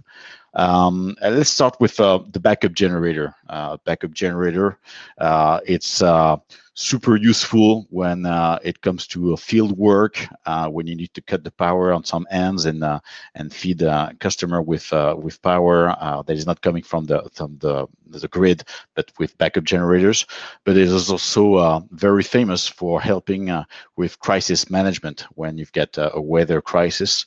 And backup generators, we made them connected with the help of manufacturers. We were able to get new features with backup generators, so such as the GPS position. Imagine that you are able to know the exact position, the exact location of a backup generator. In crisis management, you've got hundreds of backup generators that are in the field. Knowing where they are precisely, it helps to coordinate the efforts. Also very helpful, we're able to get a good feel for the operating status. We know if they're running or not, in a live condition. And we're also able to be notified with alerts of the need to refuel, because it's just such a pity when you've got a backup generator that runs out of fuel and doesn't generate power. So you need to keep an eye on this, and we're able to better coordinate all the efforts with in crisis management thanks to that. So it's a real game changer. I'll move along with the other examples. I'll suggest that we move over to the medium voltage network management IoTs. I believe you're familiar with surge arresters. Surge arresters, some were connected, some are not connected. We were able to make them connected, so we have a better notification and alarms to help the location of faults. And it's the same way that we use fault detectors. And you'll notice that fault detectors on the medium voltage grid are very helpful to to quickly respond to fault on the grid. Also, another example, and I think that is also of interest, and on the upper side of the distribution system value chain, it's the primary substation. we obviously have transformers, and these are critical assets. We are able to equip and retrofit transformers with an equipment that helps us monitor the health of these transformers. So there's no doubt that this is very helpful because it is used in an objective of predictive maintenance, and that helps us interact and intervene in the field at the risk of a failure of a transformer. Other example, and I think that is also of interest, is clearly a crisis management. I already talked about backup generators, so won't come back to that. This is helpful, I've said it. But also we also retrofitted secondary substations with flood detectors. It's very simple. It's how do you measure the level of water in the building? You get notified. You can better coordinate the efforts in order to cut the power remotely if need be. When the flood is going away and the water level comes down, you're notified of the fact that it came down, so you are able to be much more efficient with your field teams and go back, dry it out, and make sure that you can turn the power back on. So these are tools, IoTs, that are really helpful for us in crisis management times. And as you were able to witness, I believe we're one of the pioneers, and this is one of the pioneers in this field. We started with manufacturers, and they helped us retrofit existing equipment. Then we moved along with having native equipment, so they are natively communicating. So that is a very encouraging move from the manufacturers. And as a matter of fact, there is a new mode of interaction with manufacturers, because they now are coming with in front of us with already natively communicating devices, and that's the perfect examples for the connected cable reels. For the cable reels, it is the newest IoT, and there is obviously the possibility of GPS location, very useful, and also, and that's a key factor, the cable length that is left on the reel. So knowing exactly what is the status of your cable reel is truly helpful. I cannot mention that without going further with the AI and big data developments that we have at Tenerrdis. And I suggest that we move along with the following slide there. Okay, so as you may know, we collect data. We have data that is already in the expert systems, the information systems. So we already have a role into analyzing the data that is there. We collect the data, obviously, from the IoTs and all the equipments that I mentioned before. And we're also able to cross-reference this data and this new data. Along with new methods of new predictive models that are better able to help us to predict what's going to happen, obviously, and also cross-referencing data with image recognition. We have tons of pictures, photographs of equipment, and we are able to be much more efficient, and it is growing in terms of efficiency for knowing what happens on the grid. I'll give you probably 3 examples. The first one is on the left. We're talking about optimized underground cable renewal. So we're talking about field work. We're talking about designing a program to make the best out of investment money, and targeting where the cables need to be replaced as a priority.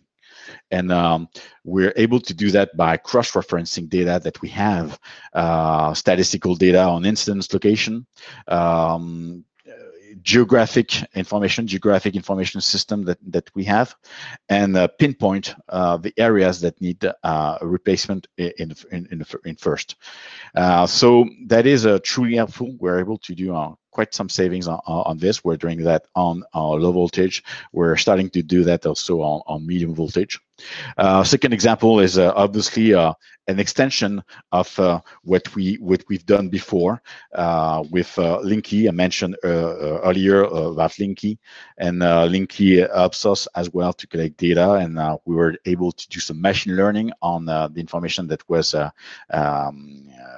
shared, and we're able to predict. So it's low voltage predictive maintenance. We're able to predict at some locations where there is a high probability of incident upcoming.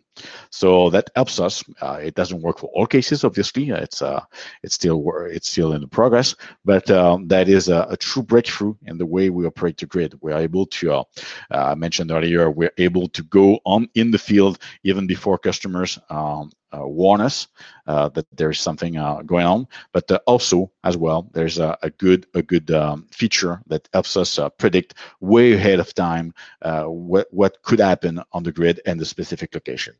And the final example, it's just the fact that thanks to image recognition, we've been doing that for years. We take pictures of the overhead line, mostly on the medium voltage side, and we're doing diagnostics, but human diagnostics for programmed renovations. So to be specific, these are programs that aim at renewing some sections of the medium voltage overhead line, and we're able to perform very accurate diagnostics on the equipment that is present, and that helps us be more efficient.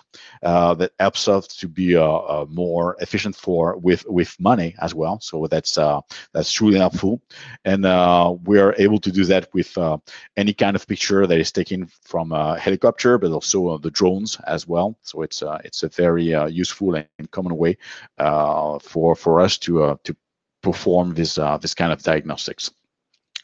Well, I had a short amount of time today to probably give you an overview of these different techniques and different features, different equipment that we're putting on the grid. I'll be able to take some questions later on. So I'll thank you for your attention, and I'll be taking some questions if you wish. Thank you. Thank you. Thank you very much, Jean-Philippe. Maybe first question from my side. Very impressive developments. Do you undergo them all internally, or do you collaborate with external partners? You mentioned the programs. Obviously, there's a mix. There's a mix. So usually it's a matter of I would say industrial policy. Whether you make or buy some solutions, we design them in-house. When we talk about artificial intelligence and big data, we have data scientists that help us and work with us, and they are employees of Tenerrdis that help us design some approaches. For instance, the work that we do on the optimized underground cable renewal, it's a purely in-house project. But we also mix. And in terms of diagnostics for programmed renovations, image recognition, there was a mix. We tried with in-house people. We noticed that some outside people, companies were in the business of doing that their business. So we relied on the fact that they were at an industrial level, very already ready with the right algorithms, the right approach, the right human interfaces, portals on the web, and so on. So it was faster for a shorter time to market. It was easier to go with partners than build this ourselves. Okay, good. Thank you. From the participants now, do you also measure energy flows per cable in the LV substations? Well, I'm not in this business. We are monitoring flows as well, but well, it's clearly not the aim of the smart grid solutions that we're deploying. Okay. Do you know the average cost for transformer health monitoring sensor devices? Well, there's, I guess, it depends where you buy them. It depends because there are several kinds. The ones that we have, you need to account for something like 10 grand, so 10,000 euros.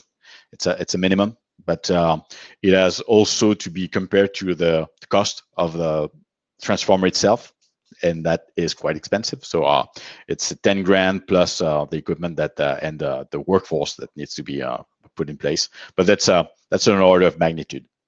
Mm-hmm. Okay, many thanks.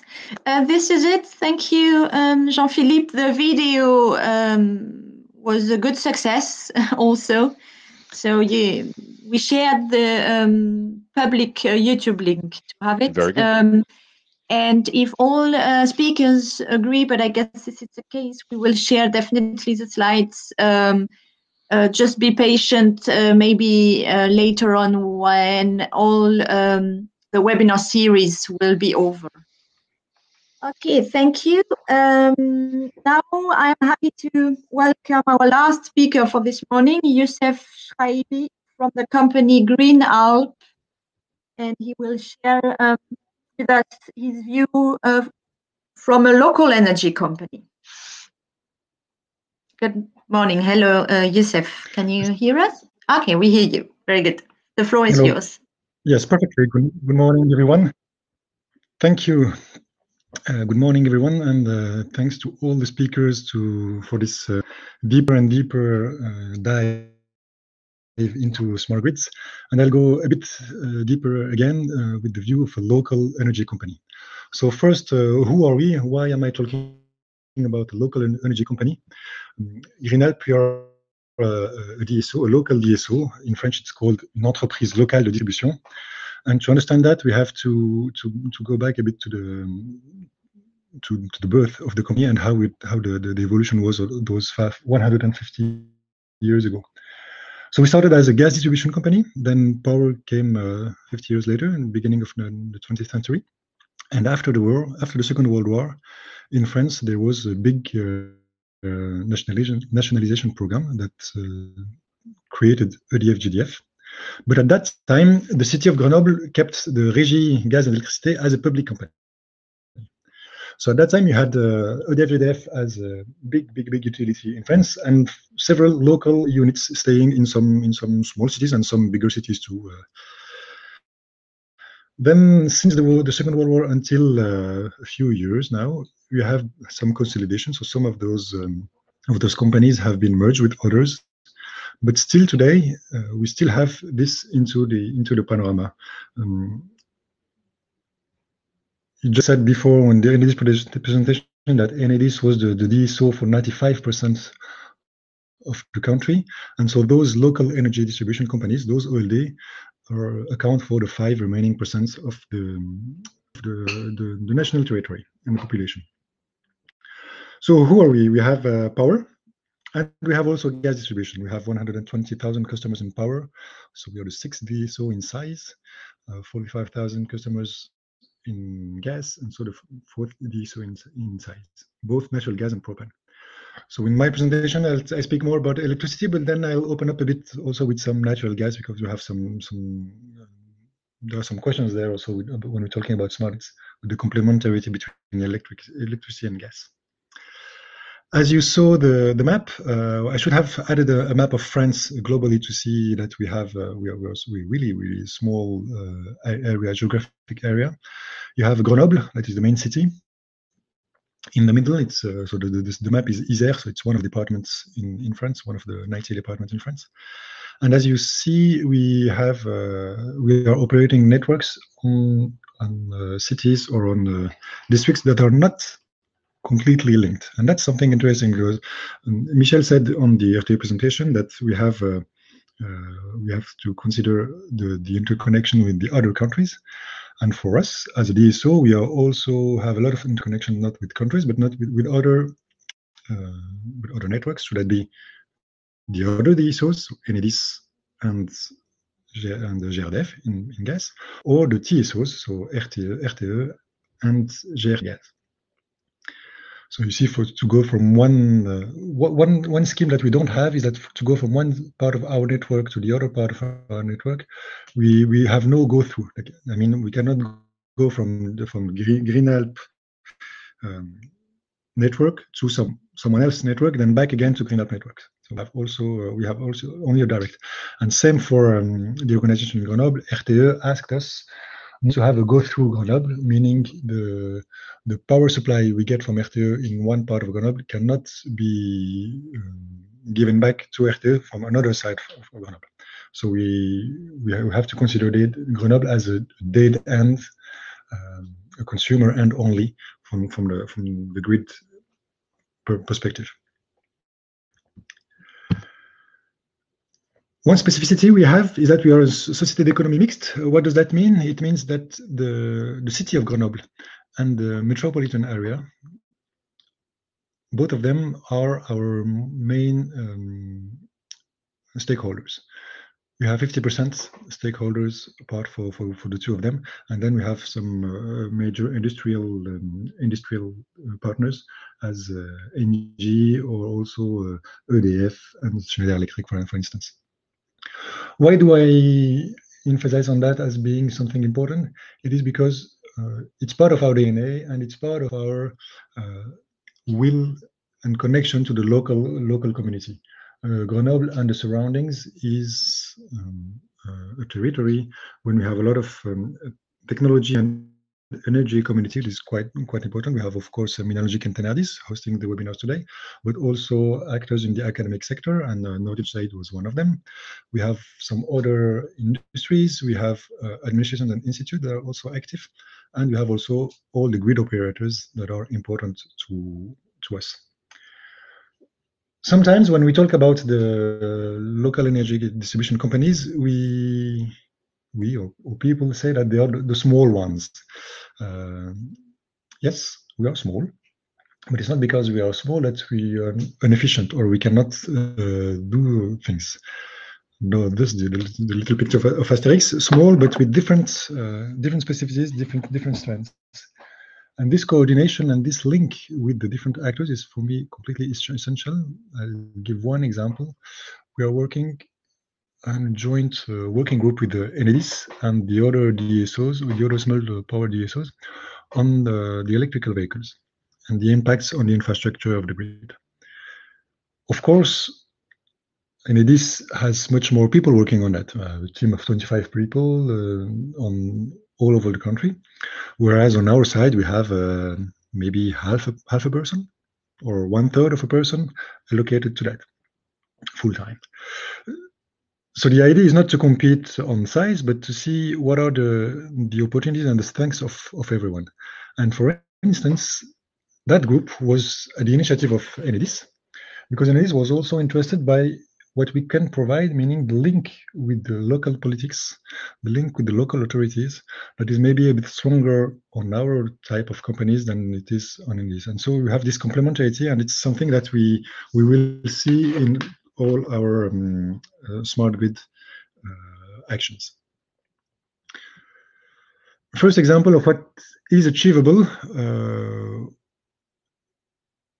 as a local operator is what, of course, we don't have a research and development, a strong research and development department. But what we have is that we can test things, we can try things, we can implement things easily, quickly, and with a chain of command, chain of decision that is quite short. And we could quickly say, okay, let's try, let's learn by doing. And if the experiment is of interest, then we continue and take some advantage of it. And if it's not interesting, then okay, we tried, we have some learnings to take out from that, and then we stop the implementation. Citizen was one of them. Citizen Zen goes not only for the Zen part, but also for zero carbon energy. And it was a joint endeavor between Grenoble and Amsterdam, going from housing retrofit, heating, cooling, smart grid, and the idea was to develop and test different projects on those two cities, and then to achieve a roadshow and to share those realizations, those results with other cities in Europe to foster their development and to see how we can each other take benefit of what the others could have done. Amsterdam worked on the vehicle to grid issue. They worked on the virtual plant for flexibility on different houses connected.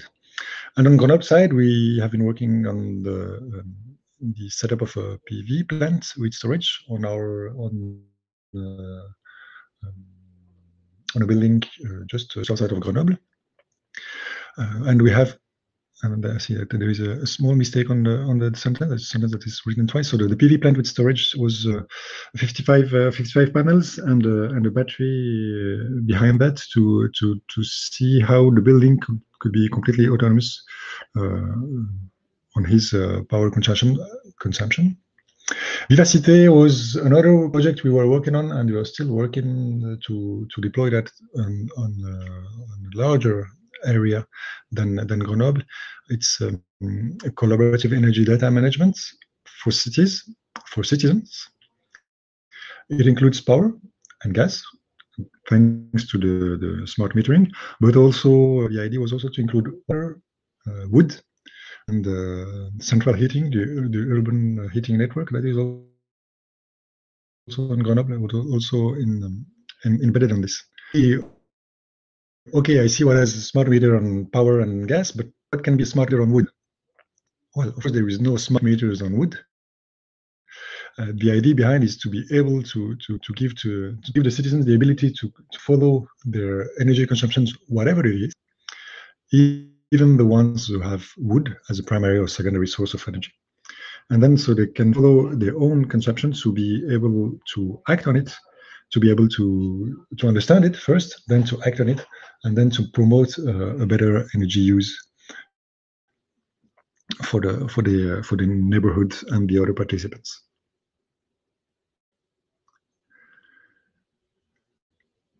Another example on the idea of smart grid was about auto consumption.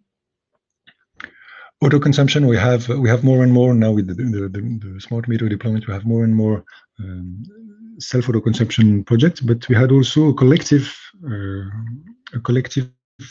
project, and it was actually the first autonomous building in France. And here again, what I want to stress is that it's the complementarity of the different actors that made that possible, that made that experiment possible. It has been initiated quite some years ago, 2014, by the city of Grenoble, by the constructor, so Bouygues Construction, by us. At that time, we were on GEG. We were not Green Alp as a subsidiary of GEG, but the GEG, Gaz Electricité de Grenoble. Also, Grenoble Habitat, which is a social housing, because the idea behind is also the social housing. And to create that project, the idea was, okay, how can we start a demonstrator on different aspects, including smart grids and including a more global approach. So we have water, we have energy, we have well-being, we have waste, and we have social housing. All those aspects, how can we put that together with the will of everyone and start something from scratch and say, okay, let's put that as a demonstrator and then have learnings from this that we can then recreate somewhere else. For us, it was the first part on the self-consumption part, the first big implementation of the self-consumption part. It would include 50 or 60 users, and so the idea is to see also how this can change the way the company is approaching things, how this can change our way to deal with those projects, and how can we promote, how can we be as a grid operator, how can we be further promoter of any advanced solution. Oh, I see there's some noise issue, some sound issue, Ingrid. Well, please don't hesitate to tell me. Otherwise, I will alert you. But this is okay. Sometimes we don't understand that good, but it doesn't hamper the comprehension. Ah. If you can maybe speak up a bit. Yeah, please tell me if I have.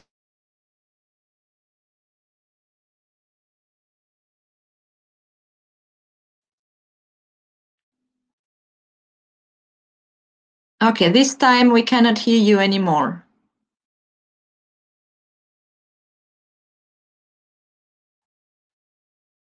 Okay. Okay, he is disconnected.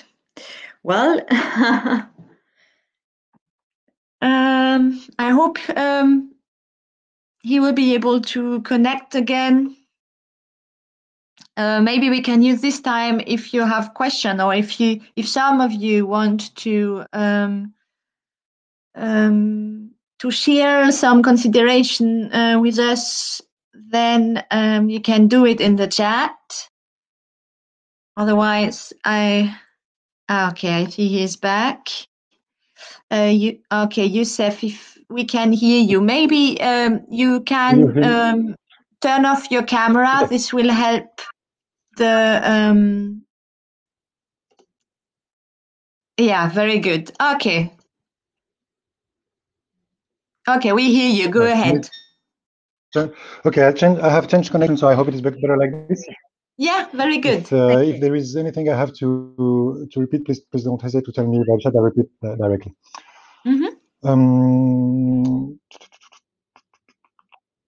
So just because we are also a bit behind of schedule, yeah, if you can, if well, within the 10 next minutes, that would be good to, yeah. Okay. Thank you. That's perfect. I mean, it's more than enough. It is more than enough. That's perfect. Okay, so what I wanted to stress out here, you understood, is the collaboration about the different actors, and the idea is that, as Mohamed stressed out in the introduction, not to oppose local versus global, but then to take into consideration all the participants that can be in such experiments, and to see what everyone can have what everyone can have as a specificity to add to a demonstration or to an experimentation. Last things about ABC, I had some figures, but maybe I can skip a bit.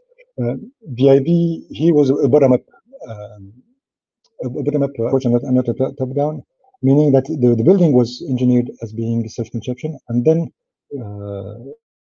the Grenoble Habitat was hiring inhabitants to say, okay, we have this project, and do you want to take part of it? And it has been a big turnout, 43 participants out of the first 50 inhabitants.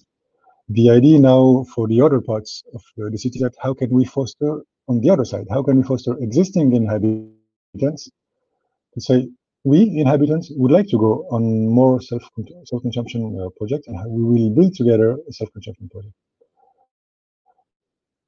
That's one of the challenges for later on the local experience and the local smart grid. To open up a bit the discussion, what can be those challenges for smaller company, and what's next? First, we need to carry on, and we have the will to carry on with testing, innovation, and setting up any project that we can have trials on that.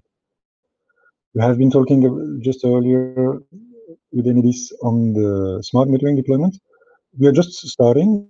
We just started a couple of months ago our initial scale of deployment. We started in October. We have 10,000 meters deployed for the moment, out of 120,000 in power and 45 in gas. It's just the beginning. And this project itself we have a lot of results, a lot of users, as we saw, as Elise had already explained. So I will not explain more. But it has also its roots on other projects we have been doing, other experiments we have been doing a couple of years ago, almost 10 years ago now. Greenlist was a demonstrator project in 2005, 2016. And a lot of experiments taken from that project, from that demonstration for the first meters, first generation of meters, have now been used to build, to secure our current project, our current deployment project. And this is why we are doing any experiments and any demonstrators globally. It's also to be able to have those learnings that will be useful for us and also for all the industrial participants to those projects. One of the challenges about smart grids and the changes that are ongoing is how can we scale that? We go from small operations, okay, but how can we scale that and how can we foster that to a larger scale? And also, how can we put up some more robustness? We can start as tailor-made or maybe artisanal situations or constructions, but then we have to see how can we put that up with more robustness, with more scalability, so that we add comfort for both users and for both the technical operators of the grid and our colleagues. There's a big question, I also already mentioned it, about the electrical vehicle, how the mobility of the electrical mobility will have effects on the grids. We have in Grenoble what's called ZFE, zone à faible émission, so a low emission zone. This has to be, this will be bigger and bigger in the city, meaning that thermal vehicles will be less and less allowed in the city. So what's the impact on the grid if in 10 years, 20 years, we have half the vehicles that are electrical, the other half that are a mix of hydrogen and natural gas? How will that be a constraint on the grid? And how will that be also an opportunity for the grid? And this is different if we consider Grenoble, which is a very urban and dense area. And if we consider the other districts that are more rural and sometimes mountain that we are operating into as well. On the challenges, we have been talking about the regulatory aspects with Guillaume and Guillaume earlier with the CRE. Those are also big challenges. How can we, for small distributors, small-scale distributors, how can we follow those regulatory evolutions? How can our economic model be strong enough? Because we have to maintain first and foremost our DSO activities. And of course, the IT part, it's written here as not to be underestimated, but I'd even rather say whatever you do and you foresee on IT, you'd have, it is underestimated, and the impacts of IT are going more and more pregnant for the next year. Then the big question is how gas and power can be complementary. We have been discussing centralized and distributed architecture complementarity. We have been discussing global and local also complementarity. We should not forget the energy complementarity as well. So gas and power, also natural gas, but also hydrogen. And the idea behind is not to forget what's the purpose we are serving with the smart grids globally. What is that purpose we serve? We have been talking about the more electrification, the better use for all the inhabitants, a better management for the system, for the whole system, for the grid. So if gas and the complementary power in gas can help that grid management, then it's not to be put aside, and you have also to take gas into consideration. And finally, regulatory definitions and evolutions. Storage is one of them. For the moment, DSOs are not allowed to be actors in storage. How will that be an evolution or not? How will storage can be used by DSOs, even if they're not operating themselves, but can be used by DSOs to help out their peak consumption. And then to reduce those peak consumption. So that's the questions that are still open for the future, and we have to keep in mind to see how can we go as a local company into this. So that's 8 out of the 10 minutes you gave me, and I'll stop here, and of course answer any precision question if something was not heard clearly, or any additional question, of course. No, this is great. Thank you. Thanks a lot, Youssef. By the way, storage is a topic of our webinar on the 25th of March. So please connect then again. I don't see any question in the chat, but you raised a lot of interesting challenges. So if people want to react. No. Okay, maybe in the B2B meetings. Unfortunately, I have to leave you for an emergency, but my colleague will introduce you to the B2B and to the next webinars in our series. I personally thank you very much for your participation and also to the speakers. It was very rich and interesting to me, and I leave the floor to my colleague Bastien that will present you the next steps on this webinar series. Don't leave us, just 2 minutes, and see you later on the B2B and next Thursday. Bastien, thanks. Thank you very much.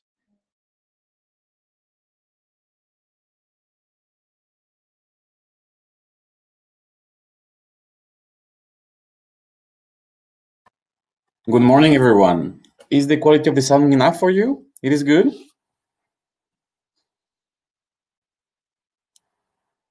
Hello, can you hear me?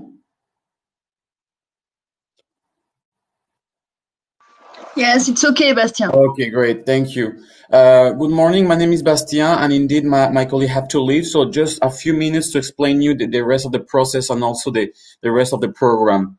So you will have a break, but then you have received a link to a website called Flux 50.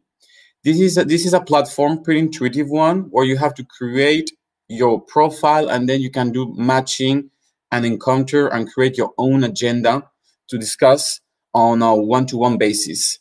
So if you haven't received it, please tell us on the chat and we will send it to you. At the same time, while I'm explaining the rest of the program for the next coming weeks, maybe my colleague Natalie can write down the chat, the website for the platform that you should have all receive. We will give it to you in a few minutes. Also, so as you know, this is a 6-week program with a rhythm of 1 session each week. So it's happening on every Thursday, and the idea is to provide you an overview and a deep understanding of the smart grids and our regional ecosystem. So we have on the 4th of March the first session, today it's 11, we have the second, and we're coming for the third one next week. So for next week, we're having when smart grids connect with smart buildings in smart cities. So we have on speaker, we have Schneider Electric, XBA, Lancy, Sylphen, and also more digital companies like Probayes, Rayax, and Adonis. So it's the same principle. We'll spend the first 2 hours presenting innovative projects, and then we will have the B2B meetings. So it's very important for us, and I think it is for you, to be present during the full program, which is 6 weeks. We understand it can be pretty heavy to be present of each one of those, but it is important to create a full understanding of the smart grids and the ecosystem. So Ingrid just did it. You will find on the chat, you will find the link to the platform Flux 50. It's pretty intuitive, pretty simple to use. Traditional system, you create a profile, then you can request or you can receive demands for one-to-one basis. So this will happen starting from 11:50 or 12. So you still have half an hour to create a profile, to check on the catalog, the profiles are available to encounter and to meet, and then you just send a request. The rest will be done on the platform. So again, from the cluster Minalogic and the cluster Tenerrdis, thank you very much for your participation, and we're very keen to see you starting from 12 today and next week. Thank you.